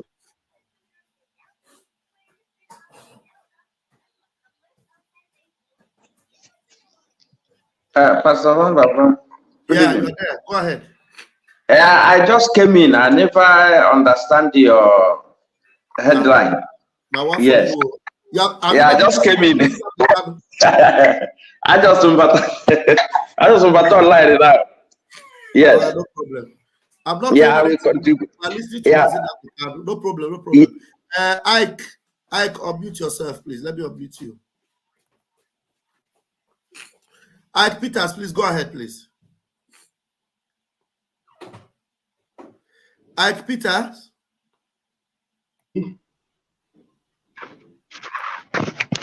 Can you hear me? Yeah, but keep your device stable so that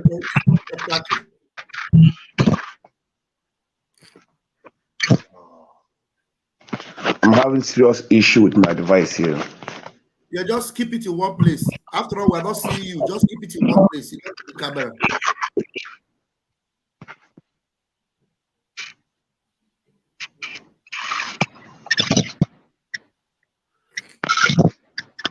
Don't drop it anywhere. I'm talking, please.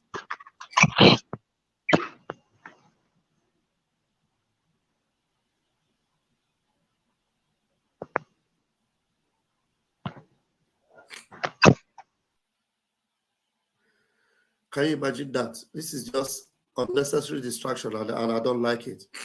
All right, let me go ahead and play the message.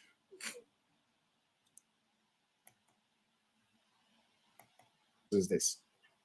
Biafra is here to liberate each and every one of you. We are not here to take over any territory or conquer anybody, not at all, heaven forbid. Because Israelites are us and we are Israelites. I want you to go back to the Bible for some of you that actually study the scriptures. You will see that anytime the Israelites want to go to war, God will say to them, go to that place, conquer it, defeat them, and come back. Don't take their land. Don't even take anything that belongs to them. Do you know that is how our land is structured? Nobody can say that we went to war to take a land that did not belong to us. Every other major tribe or ethnic group in Nigeria went to war of conquest to conquer other people. We never did. People that never went to war never conquered anybody. are the ones who are being accused of being domineering. The Yoruba nation you see today are made up of very many subgroups. Ijebu man is different from an Oyo man. An Oyo man is different from an Elaje man. Different. But because of the existence or the expansion of the Oyo Empire, all of them came under one rulership and one. The Igbo man never did the same thing. The Igbo people, we are numerical in number to such an extent that they could have conquered anybody they wanted to. But in our land, if you go from Ibeku, Moaha to Ahoho, Moaha, or you go to Olokorom, or you go to Ikuanom, or you go to Obakala, let's assume that Ibeku people want to start a conquest, yes? You go to Obakala and you ask Obakala people, come and join us. Let's go and conquer Ahoho people. They will tell you that you're drunk. They will not join you. Because we are the people that practice the purest form of republicanism. The purest form of it. We are the only advanced civilization in the world not to have a king.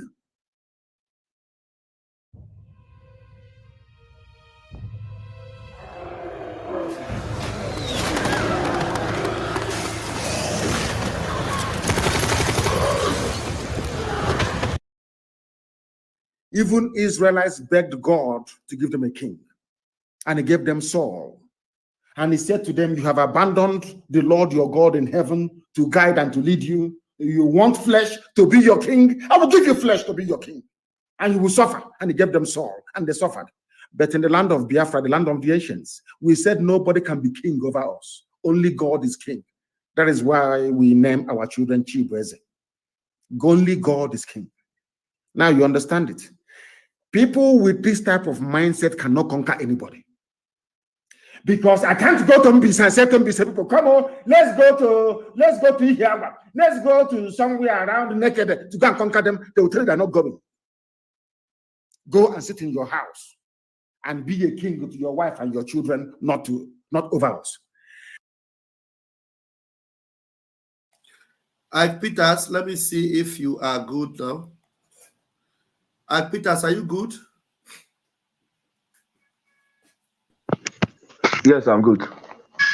Go ahead. Yes. Greet you, my brother. Yeah, just leave your device in a very stable place. Don't shake it. Don't move it. Move it to the place. Moving it up and down will keep making noise. Are you using an earpiece? No, I'm not using an earpiece. No. Then keep the device in one place now. I just did as I'm in zoo. That's how their network is always giving problem. Zoo, the device in the table, anywhere, on the floor, so that it doesn't move. Oh, okay, sir. I hope you can hear me now, sir. Yeah, because when you are shaking the device, you'll be making this noise. Okay. I just coming in now, waking up from the sleep, and I just want to commend you guys for job well done. It's not an easy thing. More especially you waking up every morning on the code, afternoon and evening time to do this work for us. I just pray that Chukwu Kabiam will continue to bless every one of you. And I just want to thank our Prime Minister for work that he is doing for us. Now he has extended it to middle belt. It's not an easy one. I just want us to continue to pray for him, that God will grant him more wisdom, more understanding to do this work for us. They are crying because they have seen another thing. Assuming they are winning this war now, we will not be hearing them running into the social media, running to the news press to complain, or asking the Finland to deport our Prime Minister. But now they are getting it hot. We are carrying flag that clean us, but now it's gone to gun, it's eyes to eyes. Lord, I pray that God Almighty will continue to protect our Prime Minister, Maz Simon Ekpa, the good guy. That's all I have to say. Thank you, my brother, Pastor Van Van Van. Thank you very much. Thank you. Thank you. All right. Please, I would the link that is there. If you are listening to what our leader Mazi Nanukanu is saying here, and you want to make a comment on what you're hearing, you can call me. Okay. Otherwise, let's just listen to it. Thank you. That is why the only thing we know to do in life is dialogue and consensus. Some of you did not understand that was the reason why OKZ also had the guts to say what he said yesterday on Channels Television. That you cannot defeat an ideology. Who doesn't know that? You can't defeat it. Do you know that Christendom got to Rome? Nero and all the powerful rulers of Rome tried to kill as many Christians as possible to subdue Christianity. I want Fulani Janjaweed to understand.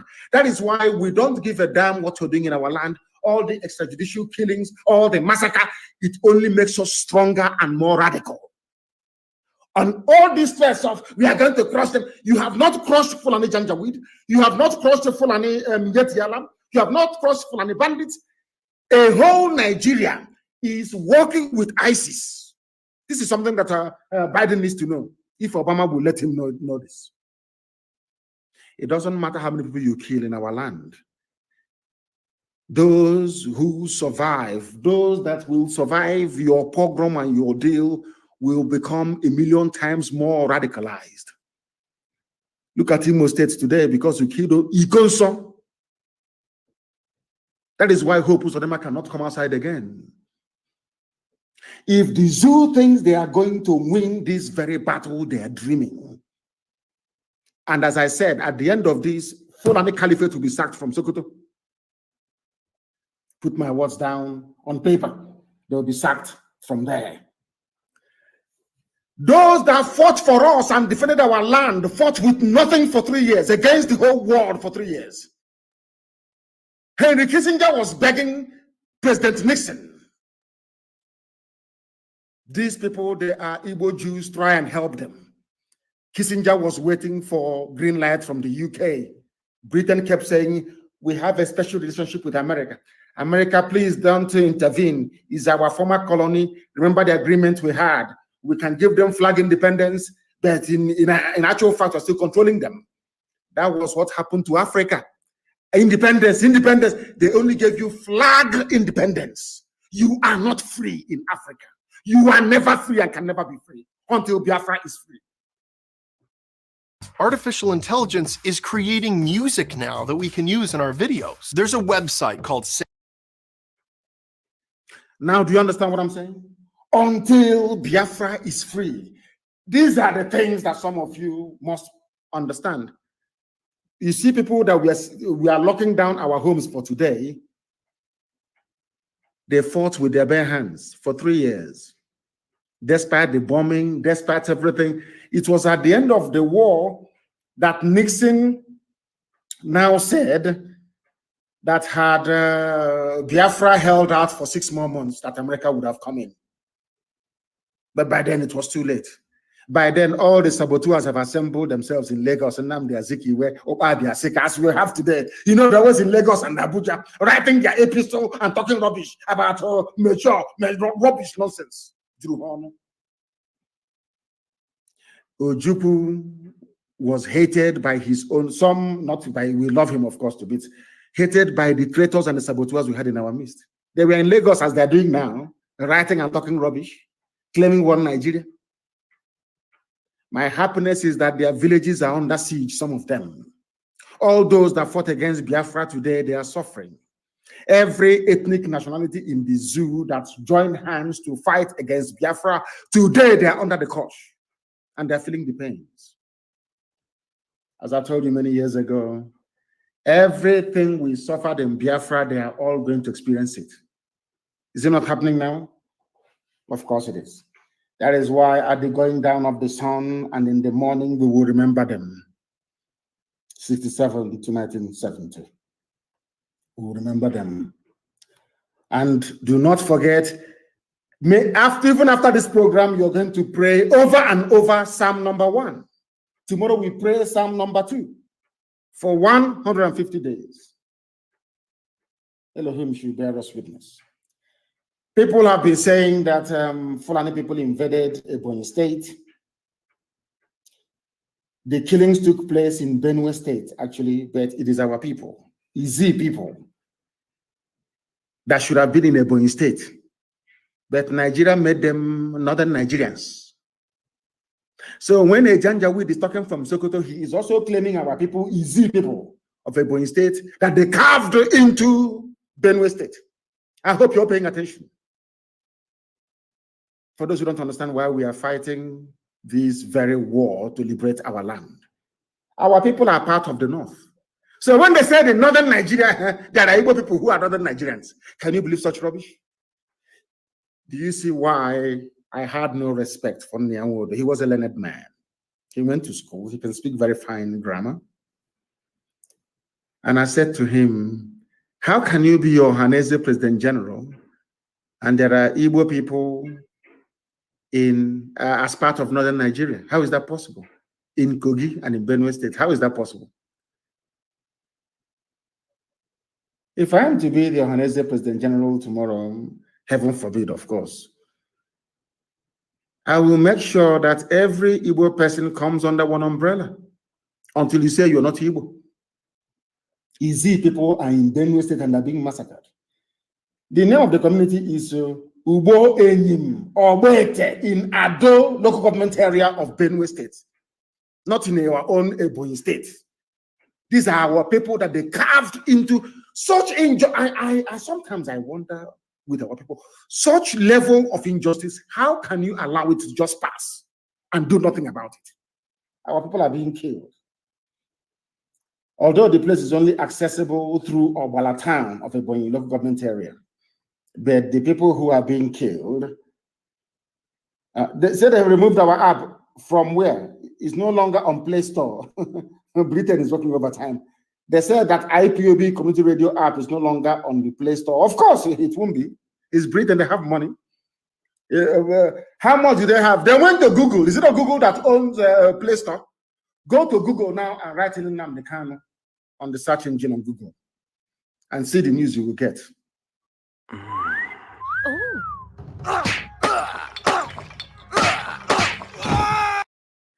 To try to poison the mind and the hearts of the world. Now go to DuckDuckGo, you know that search engine. Go to Bing, another search engine. Go to Firefox, go and type in Nnamdi Kanu. Compare the results, you will see. Everything on Google is bad news to portray me as a terrorist, to portray me as a killer. Because Fulani, they are controlled by El Rufai. They have over $30 billion war chest to keep Nigeria one and to be milking all of you. The Chukwu Kikadiam is fighting for us. And they can never win. They've removed it from Play Store. I'm not surprised. This was what I want people to understand, that these things we're encountering today was exactly what they did between 67 and 70. Before Britain kills you with their Fulani slaves, they will first demonize you. That's their classic. I read in Britain, so I know what I'm talking about. I know them very well. They will first demonize you. That's what they do. Very clever. A very clever move. They will first demonize. They will use the media. They will demonize you. They will demonize you. They will demonize you. So that when they come to kill you, nobody will be asking after you. Very clever plan. And that's what they're doing now. Do you know how I knew this? You know, some of you just go through history. You don't do your research. I do research. You know, when they kept calling Ojukwu secessionist, you did this, you did that. I kept wondering. When it occurred to me that this is how Britain operates, I went back to Aburi conference to go and do my research. It was during the research that it occurred to me that Ojukwu did not actually start the war. It was Nigeria that started the war by firing the first shot at a place called Gekem, if I'm not mistaken. Do you understand? Ojukwu went to Aburi to go and negotiate restructuring. Now listen carefully. It was the same Britain that said no to restructuring. because Britain was afraid that with restructured Nigeria, if you take Nigeria back to the regions, the likes of Dr. Michael Okpara and Wolowo and all the rest of them will continue to grow the economy of the South, because as at 1964, 1965, 1966, Biafra land, the East, had the largest and the fastest growing economy in the whole world. Dr. Michael Okpara, may your soul rest in the bosom of the Most High. Dr. Michael Okpara had the fastest growing economy in the whole world. He was growing the economy of Biafra at the rate of 40% every blessed year. Britain wanted to stop it. Are you listening to me? Britain wanted to stop it. That was the reason for the war. Britain went and convinced Nzogu, convinced a few other people that things are not working very well in Nigeria, that there must be a coup. Britain, MI5 engineered the coup, claiming that if they overthrow Tafawa Balewa, they will appoint Awolowo as the head of state. Are you following me? That was how we ended up in this trap today. Everything that happens in the zoo, they look for an Igbo man to blame. That's what they do. It was Britain that inspired the coup. A coup of officers from all over Nigeria. They got together, sacked Tafawa. But some of what they did not know was the target of Britain was Biafra, not Nigeria. Their target is to stop the economic miracle of Dr. Michael Okpara. Here is a black race doing something that other black people cannot do. Here is a black race with a cement factory, ceramic factory. They had everything. They had Niger steel. They had everything. We must stop them. That was the reason for the war. If you don't know, let me tell you now. That was why they had a coup. That was the reason why. Thank you very much for correcting us. They said that Radio Biafra app is still there. Please do not bring us fake information. Please, I beg of you. Are you following what I'm preaching to you this morning of the 31st when Biafra land is under lockdown? Are you listening to me? Britain demonized to kill. Once the coup finished, they now went to Fulani and told Fulani, the person that killed your revered leader, Ahmadu Bello, is an Igbo man, no longer Niger Delta. Do you see how they flow? No longer Niger Delta or South or Midwest. Is an Igbo man that led the coup, Zogo. Therefore, pour out your anger on Igbo people in the north. They killed 3,000 officers. Everything is in three. We fought the war for 3 years. They killed 3,000 Igbo officers. I wouldn't say just say Igbo, the entire Eastern officers in the north. During the initial program in Kano, they killed 30,000 people. At the end of the program in the north, they had killed 300,000 people. Are you following me? All Britain wanted was to remove Dr. Michael Okpara from power in the East because the Eastern economy was doing so well. Understand this very clearly. And they succeeded. That is why our people should be very, very careful who you listen to and what you do with what we are trying to accomplish. You must understand this very carefully, please. You must understand this very, very carefully. Because our people don't quite understand what is going on or what these vagabonds have in store for them.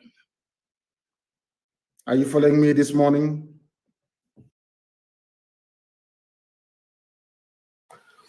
So, my people, if you are still wondering why Britain doesn't care what happens to Mazi Nnamdi Kanu, why Britain would be happy that Mazi Nnamdi Kanu doesn't come out, this is the reason why.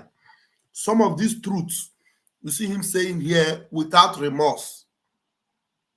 Everything Mazi Nnamdi Kanu is saying here about Britain is the truth and nothing but the truth. And they listen to it, they follow it. And remember, he is a British citizen. So, and he has studied all these things and he knows the facts behind what's happening. and Britain are the ones behind his current ordeal under Nigeria. Britain are the one behind it. So don't be surprised. That is why we must not look forward to Britain to help us. We must help our leader and we must fight him out.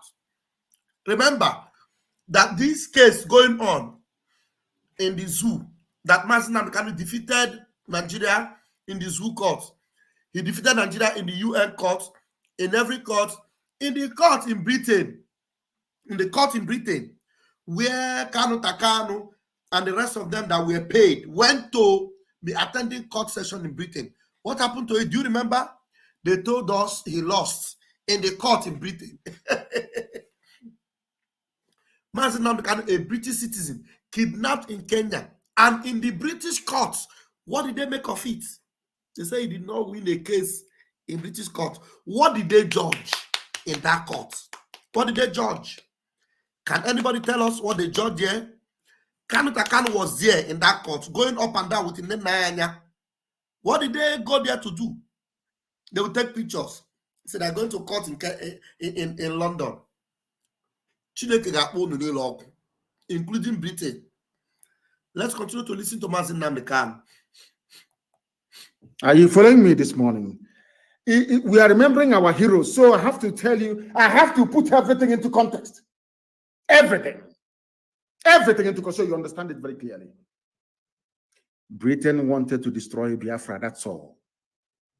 And for them to destroy Biafra, they couldn't come straight maybe to bomb the house where Dr. Michael Opera was living. They couldn't do anything. They saw that we are progressing everywhere, in every parastatal, in every ministry. We were there. We were there. That is something that they realized and they had to stop us. They tried and they tried and they tried and they tried until they succeeded. They convinced him, you must have a coup. Can't you see how the man is talking? He came here, he was talking only about the North. He didn't talk about you. You people must do something. And they went and they did a coup.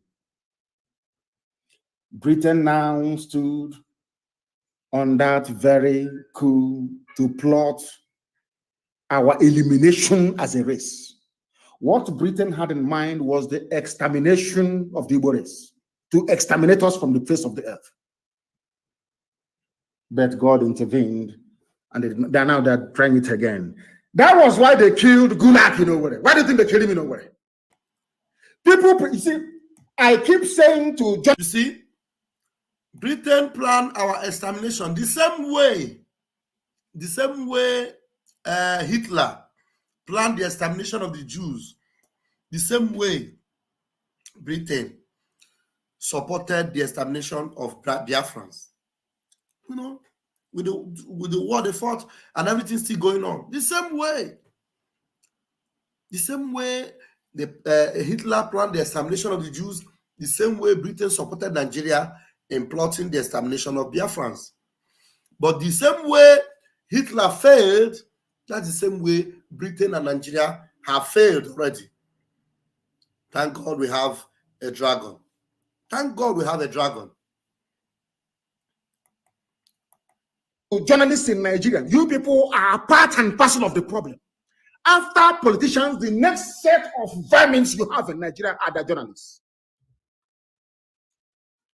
You know, as soon as Katrina Lang said she was going on leave, my mind told me that something could be fishy. Something horrible is about to happen. And it has happened. It happened, you know what, didn't it? The same way with 1966. That's how they operate. Demonize to kill. Before they kill you, they first of all demonize you. Do you know what they did? Their so-called presidency, which is Garba Shehu and El Rufai now, that the ones running it, I'm going to lay a curse on them. I'm praying before I lay a curse on Garba Shehu. Nobody hears about their vice president, Yemi Oshibanjo. No, it's Garba Shehu we are listening to. Zoo animals that have they have no brain. They sent out a tweet suggesting that Gulag was killed. by IPOB and ESN in Owerri. Listen, that's how they go. They exactly what they did with Nzogu. But only that Nzogu fell for it. We cannot fall for such gimmick. These pathetic Nigeria presidents, so to speak, which is Garba Shehu and El Rufai, said that Gulag was killed by people who are determined to undermine the unity and territorial integrity of Nigeria, which means IPOB. That's what they're saying, a whole presidency of Nigeria. Now, Gulag was killed. Was it on Sunday morning or was it Saturday evening? I don't quite know.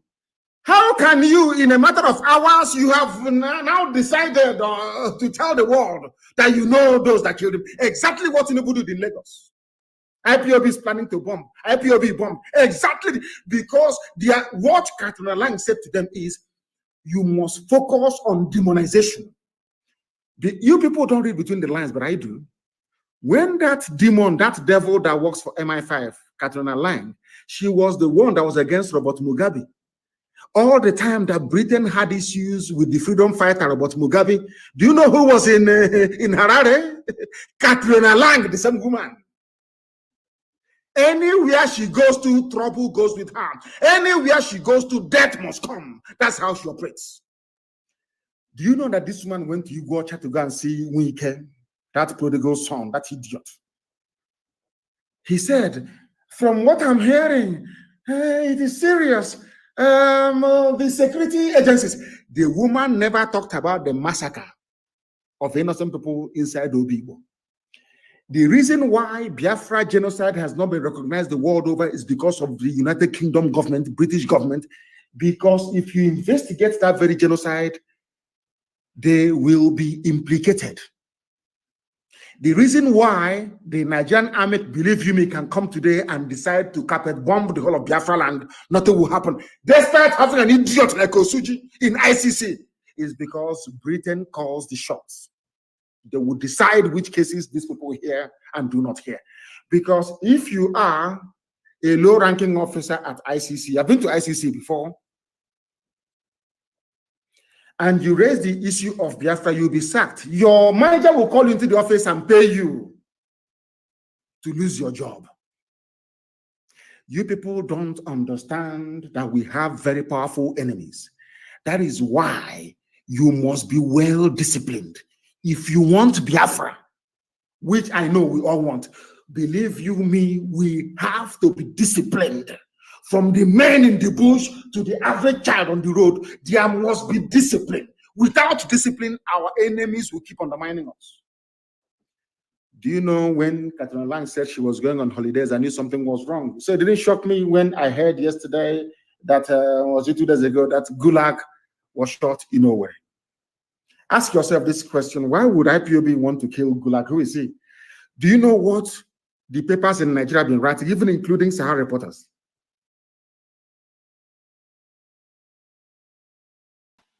When our leader is talking about discipline here, do you know what he's talking about? Orderliness and everything, law and order. Everything decency and observing national protocol. And that's exactly what our Prime Minister is observing today. Making sure that everything goes under the government. Today, there's nobody that will come and say the Prime Minister of Biafra Republic government in Ezra is a terrorist or is this, is that. No, because we have a government. We have an orderly system. We have cabinet members. We have a structural state. We have 40 states of Biafra today, 40 United States of Biafra, a confederate state of Biafra. 40. So, and everyone have their own administrators. Everything is working orderly and decently and disciplined. That's exactly what our leader, Mazen Namkan, is talking about here. It is not noise-making, boo-boo yaya, up and down, talk, pa. No. We deliver orders from the office. We pass decrees from the office. We declare and we demand and we lay out the reasons why we are making our demands. And we're not demanding as a group that is hiding somewhere. We are demanding as a legitimate government, a legitimate group, law and order. It is why whether you are in the United Nations or in the EU, you can never have anything against Biafra anymore, because we have a government, organized structure. That is the discipline Mazen Nnamdi Kanu is talking about. And we have got it in place. We have got it in place. It is no longer our men are in the bush. They are vigilante. No, we have an army. Biafra Liberation Army. We take responsibility when a strange army invade our land to buy our people. We take care of the situation. We take care of the business. Because we are a country with leadership and structure. Do you understand? That is the discipline Mazen Nnamdi Kanu is talking about. And we've got it. We never had it before this way. We have never had it this way before. Never. Today we have it. The discipline is intact. The order, the structure is intact. Intact. It's not noise-making criminals that hide under IPOB and claim structure without you knowing who they are. You don't know who they are, and they claim they are structure. You don't know Mohammed Abbas. You don't know most of them. They say they are DOS. They say there are many. How many of them? You don't know them. And yet they claim they are structure. Structure my foot. This is the real structure. Me, as I'm talking to you now, I am the Deputy Minister of Information. We have the Minister of Health. We have the Minister of Finance. We have the Minister of Agriculture. We have the Minister of Urban Planning. We have the ministers of every department. Known. Their faces are not hidden. We are all known. Everybody's known. That is the discipline. Discipline. Mazen Nnamdi Kanu. We are there where you wanted us to be. That's exactly where we are right now. Thank you. Implicated. The reason why the Nigerian army, believe you me, can come today and decide to carpet bomb the whole of Biafra land, nothing will happen, despite having an idiot like Osuji in ICC, is because Britain calls the shots.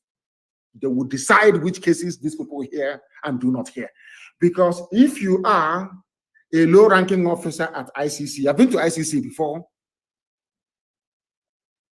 and you raise the issue of Biafra, you'll be sacked. Your manager will call you into the office and pay you to lose your job.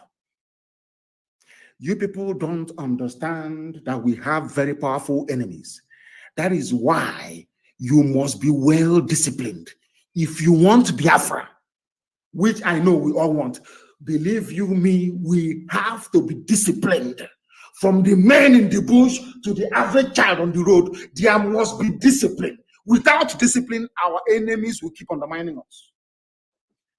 Do you know when Catherine Lang said she was going on holidays, I knew something was wrong. So it didn't shock me when I heard yesterday that, was it 2 days ago, that Gulag was shot in Norway. Ask yourself this question: why would IPOB want to kill Gulag? Who is he? Do you know what the papers in Nigeria have been writing, even including Sahara Reporters, of all people? Premium Times, Daily Trust. They said Nnamdi Kanu issued a sit-at-home order starting from Friday, the 28th. Do you see how they lie? Do you see how journalists, how black people, you people are evil? Do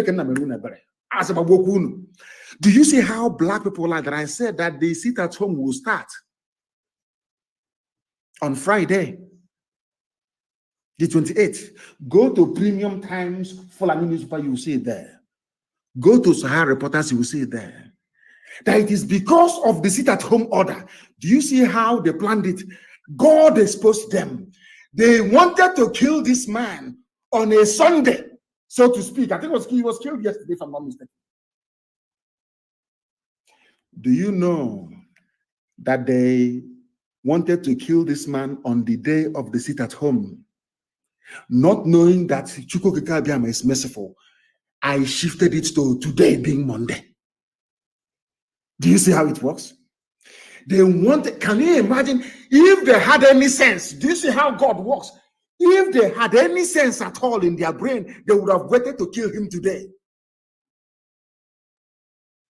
He was assassinated by Monguno, El Rufai, Garoba Shehu. The person that planned this assassination and cemented it is the British High Commissioner to Nigeria, Catriona Lang. They planned to kill him in Owerri, of all places. They planned to kill him during our celebration or remembrance of our heroes. So they will blame it on IPOB and then start killing Igbo people in the north. It's a very simple game plan. Very, very neat and clean. But you know, as they say where we come from, please, I don't know who's going to interpret, not right. Because our hands are clean. This man told us about his killer before they killed him. And I'm going to play his voice for you. After playing his voice, I want the wife of Gulak, Ahmed Gulak, to demand the telephone records of the husband. After all, the record conversations in the zoo. Madam, go and look. Ask MTN, your husband has about 3 phones. He has about 3 phones. Yes, about 3 phones. Ask all the networks he's using to give you his phone records and his text messages. There you will see the killers of your husband. It is not IPOB. Let me tell you what the man said before they killed him. The reason why they killed him, to tell you how evil they are. The reason why I know that Britain is behind this is the way they play. I know they must demonize you. To kill you, they first demonize you. That's how they do. It was this same woman, Katina Lang, that demonized Robert Mugabe. Demonized him before the war. The same woman. They sent him to come and do this. That was why they formed BBC Igbo. Once they created BBC Igbo, the Katina Lang came to work hand in hand. But they refused, or I wouldn't say refused, they failed to understand that our people are naturally intelligent. Biafran people are by nature very intelligent. They can tell when they're trying to deceive them. Let me play you the voice of the man, Ahmed Gulak, that they killed. And in this very clip of his, you will hear the name of his killer that they want to pin on Nnamdi Kanu. But I pray 7 times every day. This God I worship, if he cannot protect me, then what am I doing? What is he doing as God? They got the dates wrong. If they had killed him today, they would have blamed it on me. But they got the dates wrong. And they never knew that this video will come out. This is the reason why you must work very hard to ensure the disintegration of Nigeria. Nigeria is an evil enclave. Let's listen to the man that they killed. I wanted to blame it on Nnamdi Kanu and IPOB. Let's listen to him.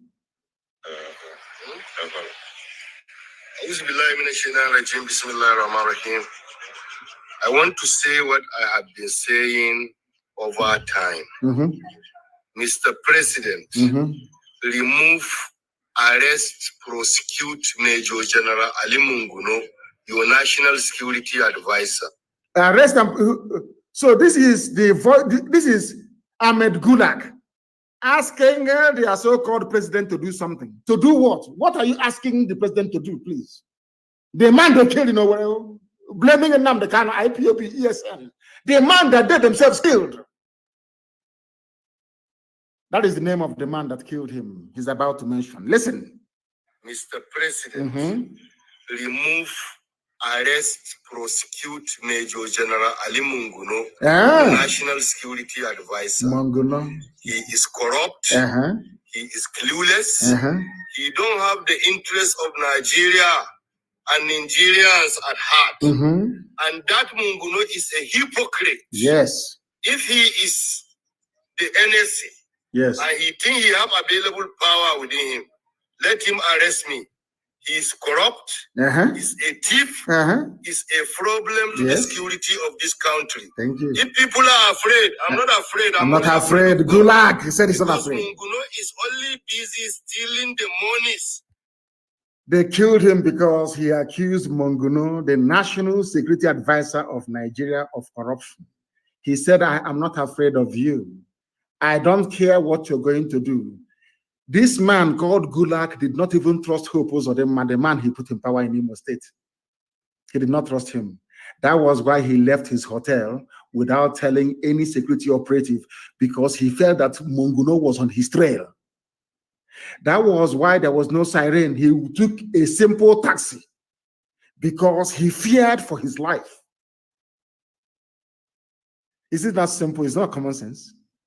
If a high-ranking APC official can visit a place and refuse every security protocol, it's because he is afraid or in fear of his own life. Have we ever had any encounter with Gulag to make him be fearful of his life? No, is the answer. The person that killed him is here. The person that killed him, he has mentioned his name. But Premium Times, Sahara Reporters, Punch newspaper, Daily Post, these are evil black people writing rubbish. Evil men and women claiming they are journalists. Evil people. The man mentioned his killer. Told you who killed him. But you are so determined because of you want to serve your British masters. You are so determined to put it on IPOB. Okay, I don't know, man. You people are evil.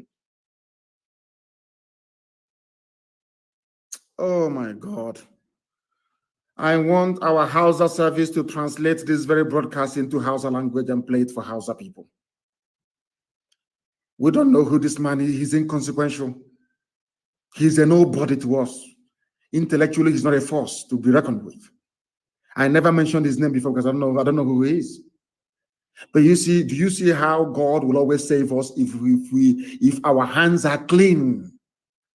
He will always come. Do you see how God, in his infinite mercy, told these murderers to kill Ahmed Gulag on a Sunday? Do you see how it works? Our sit-at-home lockdown is today. That's the only thing that saved us. And the existence of this video, where he told them who killed him, that every newspaper editor in Nigeria, including Vanguard, they have collected money. Do you see why God hates black people? God hates because black people are wicked and evil. Look at your journalists writing. Look at your journalists aiding and abetting lies and evil. This man made a video and told you that his life is in danger and who is going to kill him. But you all wanted it to be IPOB. Let us listen once again to what he has to say for the last time, so that when you're reading all those junk, you know what to tell them. Do you see how they want to incriminate us and tag us bad people? If you go to Google now, type in Namdekan, you will see it there that I killed Ahmed Gulag. They are all in it together. They are all co-conspirators, all of them. All of them. Listen.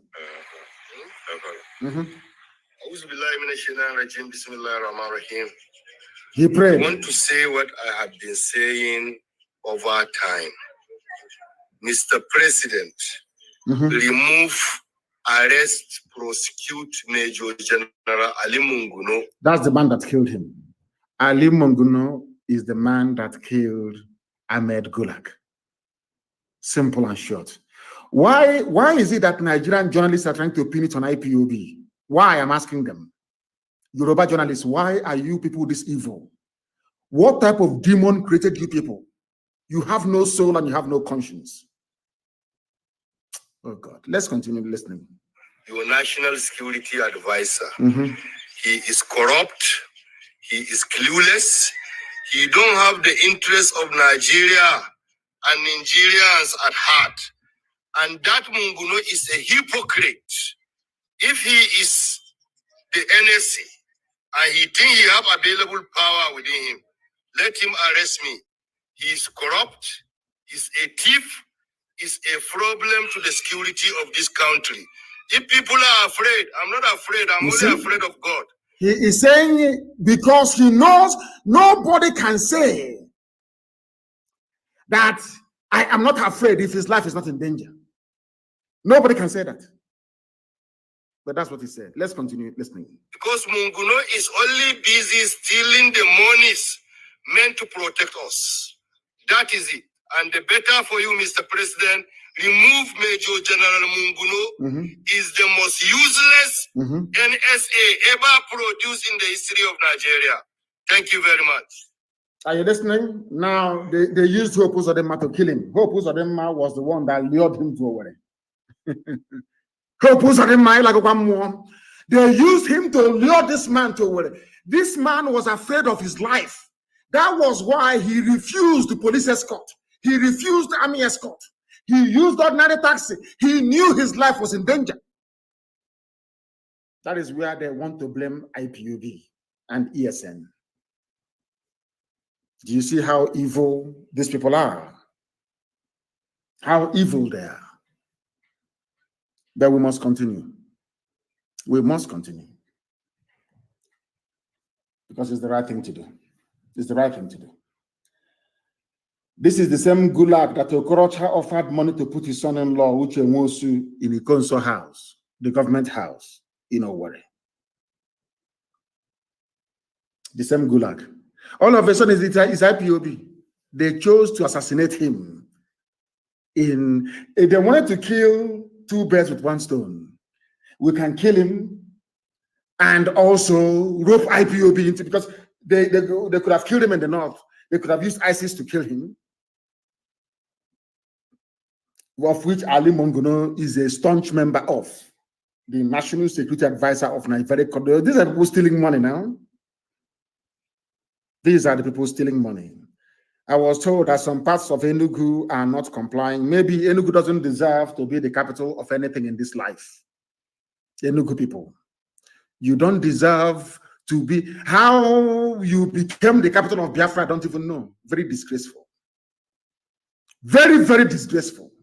No wonder some of you were going to school in Enugu when we were still fighting a war in 1969 and 1970. You were going to school in Enugu. I want Enugu to be locked down immediately. I want Enugu locked down. It means an order. I want Enugu to be locked down. The city itself to be locked down immediately. And there was to remain and the Janjaweed to remain useless people. Lock Enugu down immediately. That is why Fulani can come and kill you at also one, kill you at a Nimbo. You do nothing. You do nothing.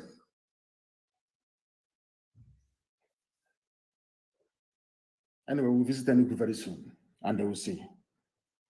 They will see. The whole Gulag subterfuge is something we Biafrans are used to. Britain wanted to stop Biafra, wanted to stop Dr. Michael, but all they did was to get in Zog and a few people to do a coup. At the end of the day, at the end of that process, we had lost 5 million people and counting. That's how they operate. So when they kill Gulag, then Igbos in the north will be massacred. But thankfully, Hausa people have said they are no longer interested in doing the bidding of the Fulani Janjaweed. That's why there's been no killings all this while.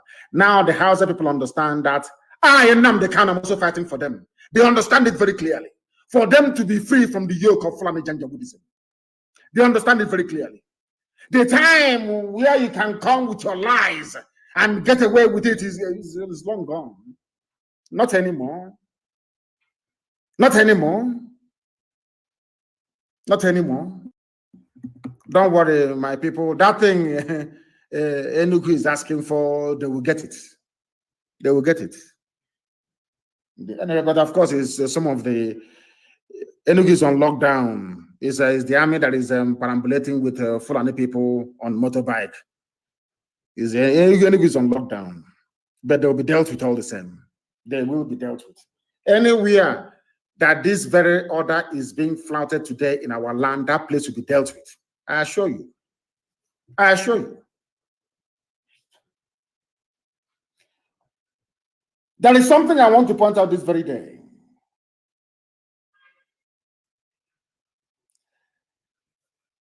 The North have issued a statement which I welcome wholeheartedly. Enugu is on lockdown. People should stop lying. You know me, I speak the truth always. They said that Enugu is on lockdown. Enugu is on lockdown. And there was abduction of students yesterday at Imo State University. I hope the Fulefus, you're listening. The army went to a hostel to go and abduct people. I hope you are all listening and following. Tomorrow night you start talking rubbish. They went to a hostel and I want that school to vacate. They must leave the school premises. Because if you're in school, you know where they're going to abduct you. Futo, College of Agriculture, all of them. You must leave away. Go back to your parents' homes, please. Or else the army will come there to abduct you. Fulani Janjaweed people, they have said something today very, very critical. They said that we don't want to coalition of northern groups. We can no longer continue to coexist with people of Igbo State. Hallelujah. In fact, I'm kneeling down now. Hallelujah. Who wants to coexist with you? Janjaweed, who wants to live with you? Why? Because of the death of Gulag. Exactly what they did in 1966. It is a fellow Fulani Janjaweed that killed him. Now they want to blame Igbo people for it. Enugu is in lockdown. I know that Eket is not complying. Enugu is on lockdown. Videos is on Facebook. Because I have to speak the truth. If anywhere is not on lockdown, I have to say it. I don't have time to pepper over to try to cover up our foolishness and idiocy. I have no time for that rubbish. I will tell you the truth. If Enugu is not complying, I will tell you Enugu is not complying.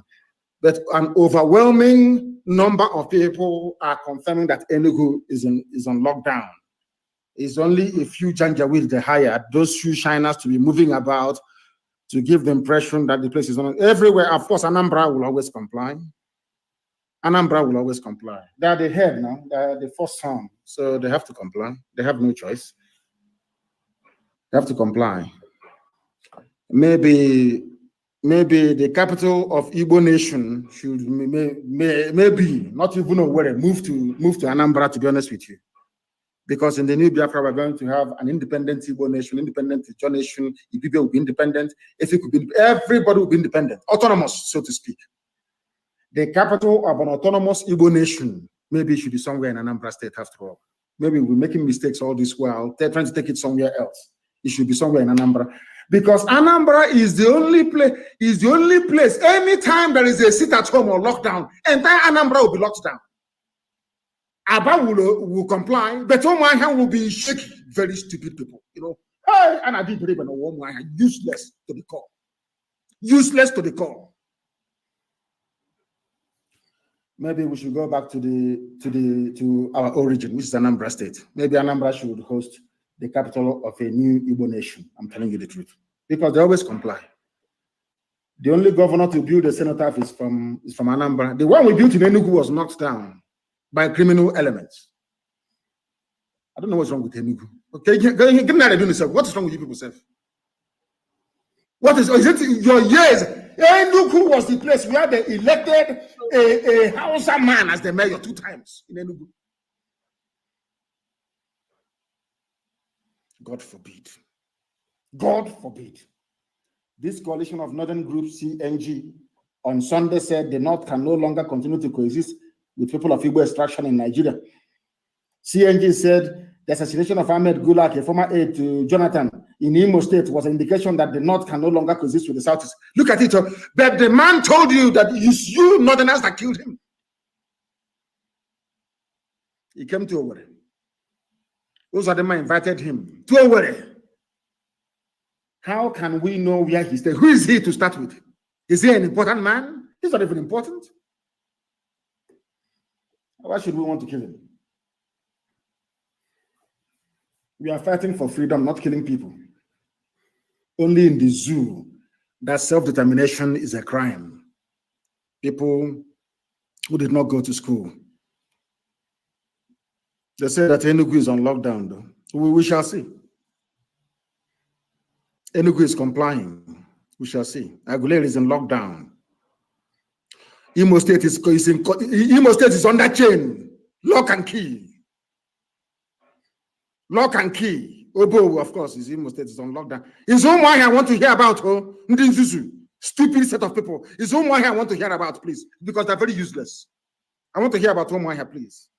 Go to Instagram and tell me what is happening in Umuahia.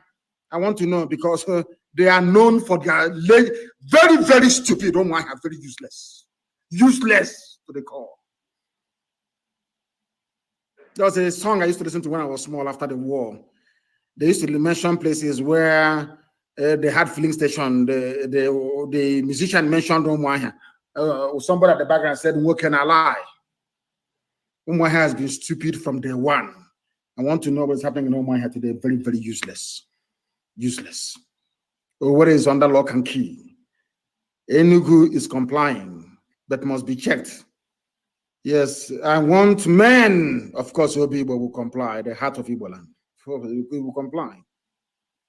Enugu all the time. I don't know what's wrong with you people. You and Umuahia. That's your madness will be cured in the coming weeks and days. People are useless. We are live and we are direct, and the whole world is listening. The whole world is listening. I want to read for some of you that believe in Niger Delta South, because yesterday during the get-together, I must also commend the World Igbo Congress. They are doing fantastically well. Fantastically well. Fantastically well. Very, very important, please. They say it's in lockdown. That's where I come from. It's very, very useless. Useless set of people. Useless to the core. The money they don't even have. They're running around. Oh, I want to go to Pan America and trade. The money they don't even have. Do something to make your life better. They will not do it. Nsukka, of course, Nsukka will comply. There are learned people there. They will comply. It's Enugu city itself that I'm more worried about. Not any other place. They said Umuahia is on lockdown. Complete, not 12 o'clock, you start moving about. Oh. Not 12 o'clock, you start moving about. Complete lockdown, I said, until 6 p.m. Let me try and check. Oh, complete lockdown. Umuahia is on lockdown. Yes, I can see it. Umuahia is on lockdown. My village is on lockdown. It's on complete lockdown. I can see it everywhere. Till 6 p.m., I said. You know, some of you, it's 4 o'clock. Let's come out and see what is going on.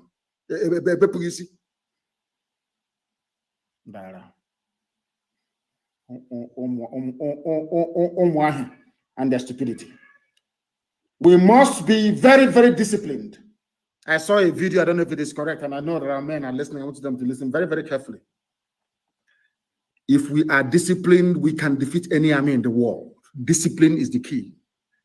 I saw a video, you know me, I don't hide anything, about people dragging bags of onions from a trailer. If we get the name of the owner of those goods that some people we are vandalizing, IPOB will pay them the value of a trailer load of onions. I will pay it. We are not doing what we are doing to become lawless or uncontrolled. You know me, I don't condone any act of criminality. I cannot condone it. If you know the name of the person that owns the trailer of onions that was vandalized, bring it to my attention and we'll pay them back in full. That nonsense cannot happen again. I've told you people before, places of worship is out of bounds. Banks you cannot touch. You cannot steal anything belonging to anybody. You cannot. If you steal something belonging to somebody, be it a bag of onions or tomatoes or yam or whatever it is, regardless of who the owner is, I don't care who the owner is. If you steal anything in the course of this movement, people are going to die as a result of it.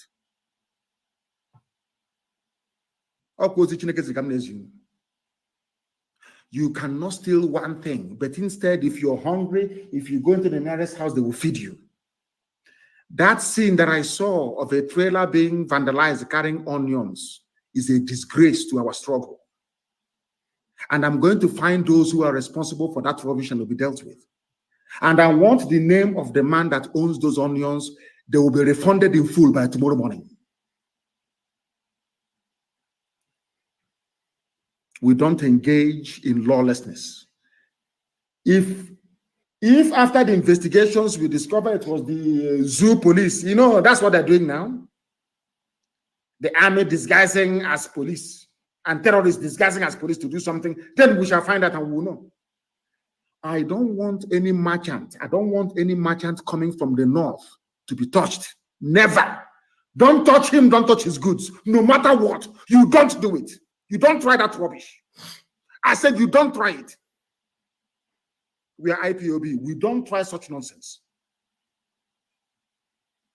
Nobody. If you know the name of the man or the driver of that trailer, you get it.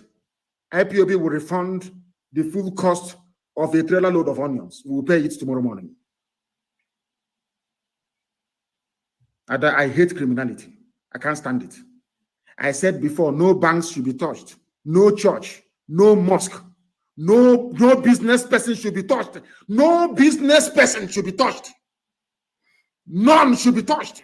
We know who our enemies are. Not these people struggling to feed their families. What type of nonsense is that?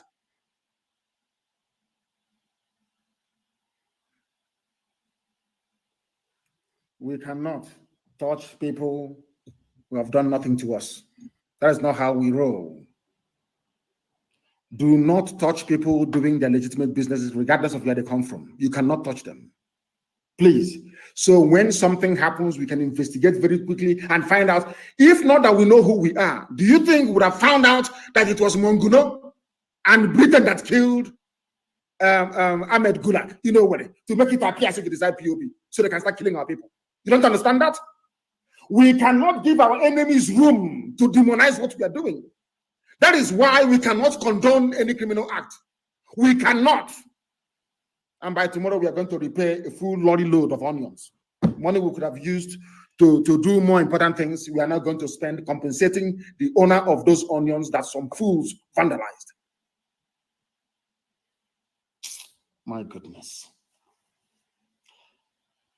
There was something that my brother said at Tompolo that I want to read out for people of South, and Niger Delta to understand very clearly. I want to quote him verbatim what he said, the states that make up Niger Delta, and why they so-called anybody, if you agitate, if you say, I want an Ijaw nation, I can understand that. And I respect it. Because after all, in the new Biafra, Ijaw is going to be it's going to be an autonomous nation anyway, with their own flag, national anthem, and everything. If you say I'm agitating for a BBO nation, and I can understand that. But anytime you say I'm agitating for Niger Delta, then you need to explain this to me, please. I'm going to read what our brother said, Tompolo. I have not heard from him in a long time. He now gave a statement, and I welcome it, of course. Now, he said, and I quote what Tompolo said, the continuous running of the Niger Delta Development Commission, NDDC, by a sole administrator at the instance of the Minister of Niger Delta Affairs, Senator Akpabio, is undemocratic and anti-development, hence unacceptable to the people of the region.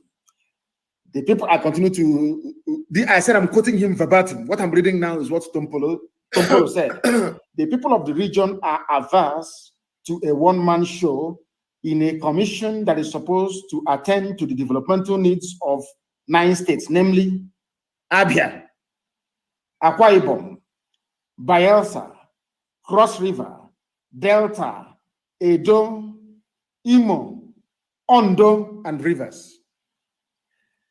This is from our dear brother, government, Tompolo. He has listed for you the states that make up Niger Delta. And in that Niger Delta, Imo, Abia, and also a Yoruba state, which is Ondo. So what are you agitating for? Telling me your Niger Delta Republic. This is Tompolo, a man that I can actually listen to, not the rest of the idiots. I can listen to this to Tompolo. Tompolo listed the 9 states that that make up Niger Delta. And there you have Imo State. You have Abia, where I come from. So I'm also a Niger Deltan. Now, do you see the foolishness of the argument? I'm talking about those who that appeared on a program yesterday talking nonsense about Niger Delta struggle. I am also in that very struggle because according to Tompolo, here quoted by Guardian newspaper is here. Niger Delta is made up of Abia, Akwa Ibom, Bayelsa, Cross River, Delta, Edo, Imo, Ondo, and Rivers. That is why to be consistent sometimes is very, very important. Very, very important. Oh, thank you very much. The Onions video was during NSAS. It's not recent. People should stop putting us into trouble for no reason, please. They said the Onions incident is from NSAS, not now. If it's from now, whichever Alhaji that owns it, you would have received the refund tomorrow morning. The full cost of the whole trailer would have been paid tomorrow morning. I'll give the order for it to be paid. Niger Delta people. I'm also a Niger Delta, no? We Niger Delta people. You believe a warrior. Stupidity is a disease. A disease. Look at Iguacha, look at Imo River. We Niger Delta people, including myself from Isama Faruku Ibeku. You know why? Not minding our previous stupidity when it comes to the issue of Biafra. I'm also a Niger Delta.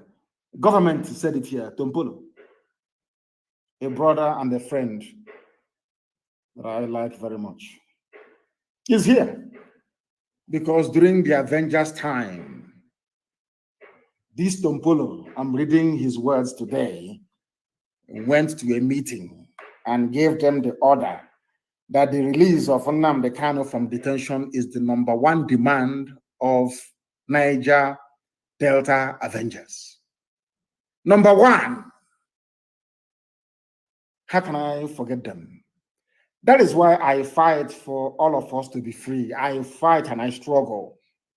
Anytime I remember what Niger Delta Avengers did, what our brothers did on the high seas, for me, I say we must go. Let us get Biafra first, then everybody can go their way if you want.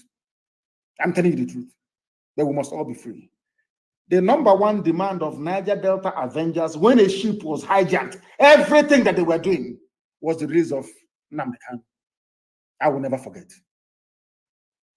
Sometimes I speak in a manner that most of them may misunderstand, but in my heart, every blessed day, I pray for our people from the southern part of Biafra.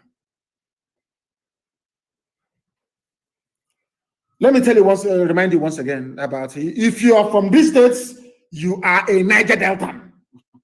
Abia, Akwa Ibom, Bayelsa, Cross River, Delta, Edo, Imo, Ondo, and Rivers, including those in Auchi. Do you know about longitude and latitude, the lines on the imaginary lines we have on the face of the earth to pinpoint where you are? You know your GPS, that's what it uses, the coordinates it uses to find out where you are. Look at where Auchi is. Auchi is a Muslim enclave in Edo. Look at where Okwa is. Auchi is in Niger Delta. Auchi in Ondo. That is why the use of states to try to describe or to try to determine the socio-economic composition of a people is blatantly flawed. That is why there has to be a return to the regions. For those of you who are arguing for restructuring, go back to your regions and you see development. That was why Britain destroyed the regions to create states, knowing that states are not viable and can never be viable. I wish him well, my dear brother, Tompolo. Okay, Ziba also said, you can proscribe an individual, you can proscribe a group, you can proscribe an organization, but it is difficult to proscribe an ideology. For once, he has spoken as a lecturer. That he is. So, okay, Ziba, how long have you known this? That we are undefeatable. What we are pursuing, you cannot defeat us. Not now, not tomorrow, not ever. Those of you who are on Instagram, please. On Instagram, please. I need confirmation of where we have compliance and where people are messing up. So we know those we are going to treat. Of course, Auchi is in Edo State. Look at where Auchi is. It's part of Niger Delta. Isn't that crazy? Somebody in Obalu is not Niger Delta. Look at where Auchi is. Look at your map. Auchi is more like north, isn't it? It's more like north. I don't know what they did. Is there somebody's asking why can't Niger Delta Avengers resume their job? It's because they listen to politicians. Once you listen to a politician, you're gone. Once you listen to them, you are finished. You are finished. Our people must be guarded and disciplined at all times, please. No criminality or ill discipline will be tolerated. If you attack any business or goods belonging, I don't know if I say it now, people start burning their businesses down, asking for compensation from IPOB. I'm not going to go any further. You must know that the zoo you are in, they are very good when it comes to propaganda, please. Very, very good. We cannot afford to give them any space or room to portray us in a bad light, please. We must be very, very careful. We must not give our enemies any reason whatsoever to tarnish our image. Fulani terrorists in the bushes and those in uniform are our main targets. You must understand this very carefully. If this gulag thing doesn't work, they will bring somebody else to kill. They'll blame it on IPOB. Actually, they will burn our markets in Lagos. They burnt Ladipo. Was it yesterday they burnt Ladipo? Because I exposed Alaba, they now went to Ladipo. It's Tinubu that is doing it. Bola Ahmed Tinubu is the one doing it. Any day we retaliate now, people will start talking rubbish. Now that Tinubu is busy burning down Igbo markets in Lagos, nobody will talk. Please, very, very important. There is a video in circulation, one idiot trained by the zoo police to claim he was part of ESN before. We must be very, very careful. I don't believe in mentioning names, but something came up. We had somebody before that put the lives of our people in danger. His name is Uche Lionheart. Anywhere you see him, you should arrest him and hand him over to the nearest ESN command.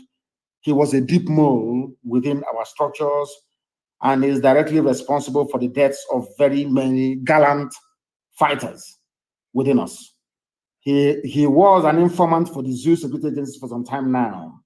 Wherever you see him, arrest him and hand him over to the nearest ESN command. His name is Uche. He was formerly one of my bodyguards. They call him Lionheart. He moved from Obibo into Imo State. He is working for the zoo. He was the one that compromised our structures in Iguacha. The same thing he tried to do in Imo State. We are investigating if he had a hand in the death of Ikonso in terms of giving away his movement. His name is Uche Lionheart. If you find him, you know what to do. He's a traitor. He is a traitor. Very, very important. Of course, Onisha will comply. If you have been dealing with him, Uche or Lionheart, if he's been sending you videos before, you are part of the problem also. Anybody who contacts him, Chineke and America, better, because you are a dead animal walking. He is evil. He is evil. Uche, his name is Lionheart, is evil. He is working for the zoo. He is working for the zoo. He is an enemy. Because of him, we have lost very many people. He is the one that will tell the zoo police where to find our people. He is the one. You send him on an errand, he will set the people up, and the zoo police or army will arrest them. That is what he does all the time. And that era has come and gone. Be very, very careful, please. And I want his pictures everywhere, circulated everywhere. So you know who you're dealing with. He is evil. And you know me, I don't hide anything. If you are within our structures in ESN and you work for the zoo, I will come live on air. I will expose you. I will put your pictures everywhere. Those of them in America that were contacting him before, do you see what you have done? That was why I said nobody from abroad should contact our men on the ground. That was what I said. Now you can see the reason why. Now you can see the reason why. He is evil. Very, very evil. And everybody who's ever dealt with him, you are also a suspect right now, because I can't trust you. Uche was a mole and a traitor within our midst, and he's finished. And on that note, we have come to the end of our program this very morning. We must be very, very careful. I want this very lockdown. Sometimes I don't want very strict enforcement of lockdown because I want to see how many of our people are into what we are doing. How many of them willingly accept what we are doing. But all the same, I thank you all this very morning for listening. Do not forget what Biafra means to us. Do not forget the sacrifices of those who went before us. And for their sake, we are going to get Biafra. Chukwu Kikabiama will give us Biafra. From me, from here, with all the love in my heart, this very day, it is. Good morning.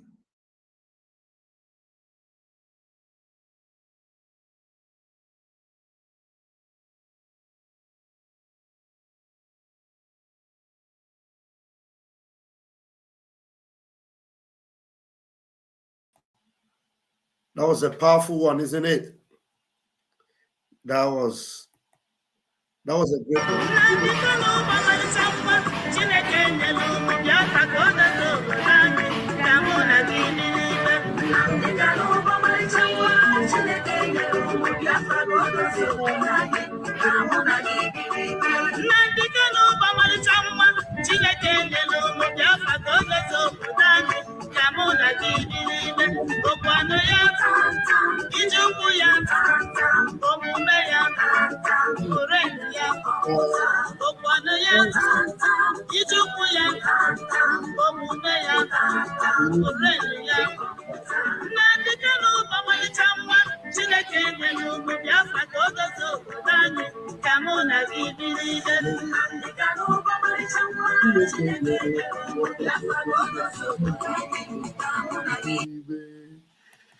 All right, thank you very much. Thank you very much for joining me throughout this long section as we reminisce on Mazin Nnamdi Kanu's beautiful sermons. Tomorrow, maybe I'll bring you another one again, and we'll move. We reminisce on this, and we'll remember where our leader stands, and that's exactly where we stand also.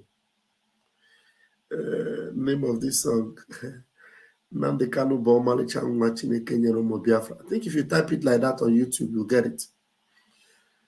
Nnamdi Kanu Omali Changwa. Type it like that on YouTube, Nnamdi Kanu Omali Changwa, and you're going to see it.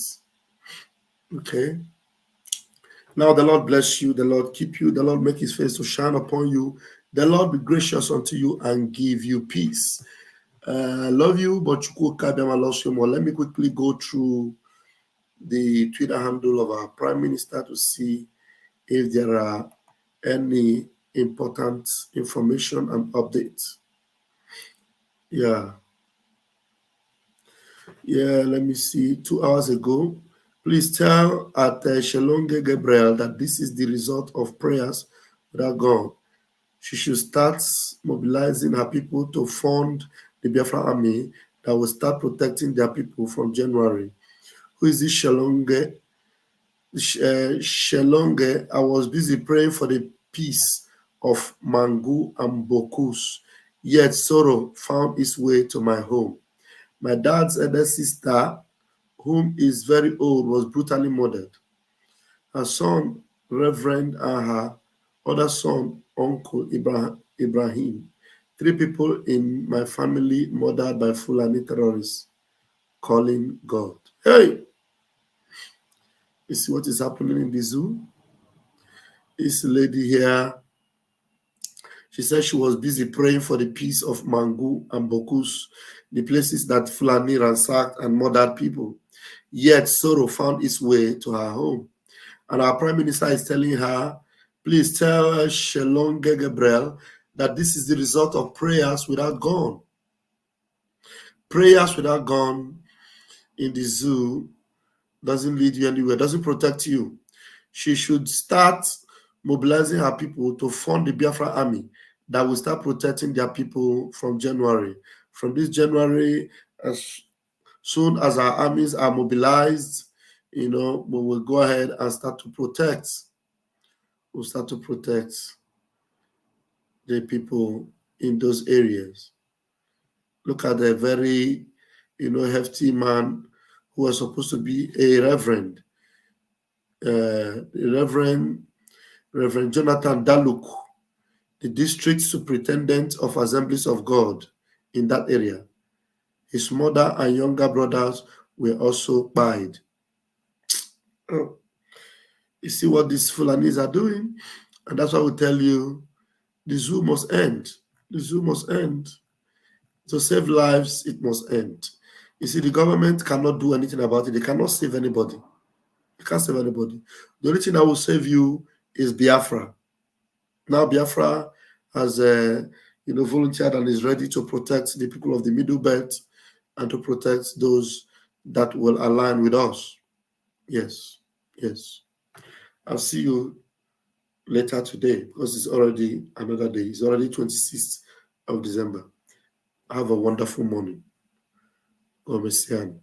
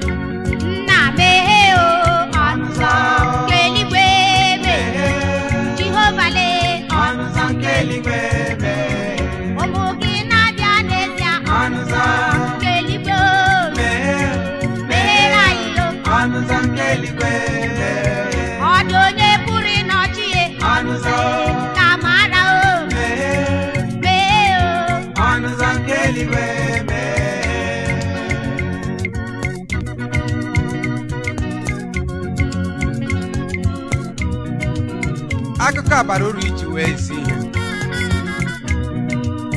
A na-asị ihe ọma mmadụ ebu na ya, ma a sịrị nke ma ihe ọjọọ m ga-ebu ya bụrụ ihe ọma m.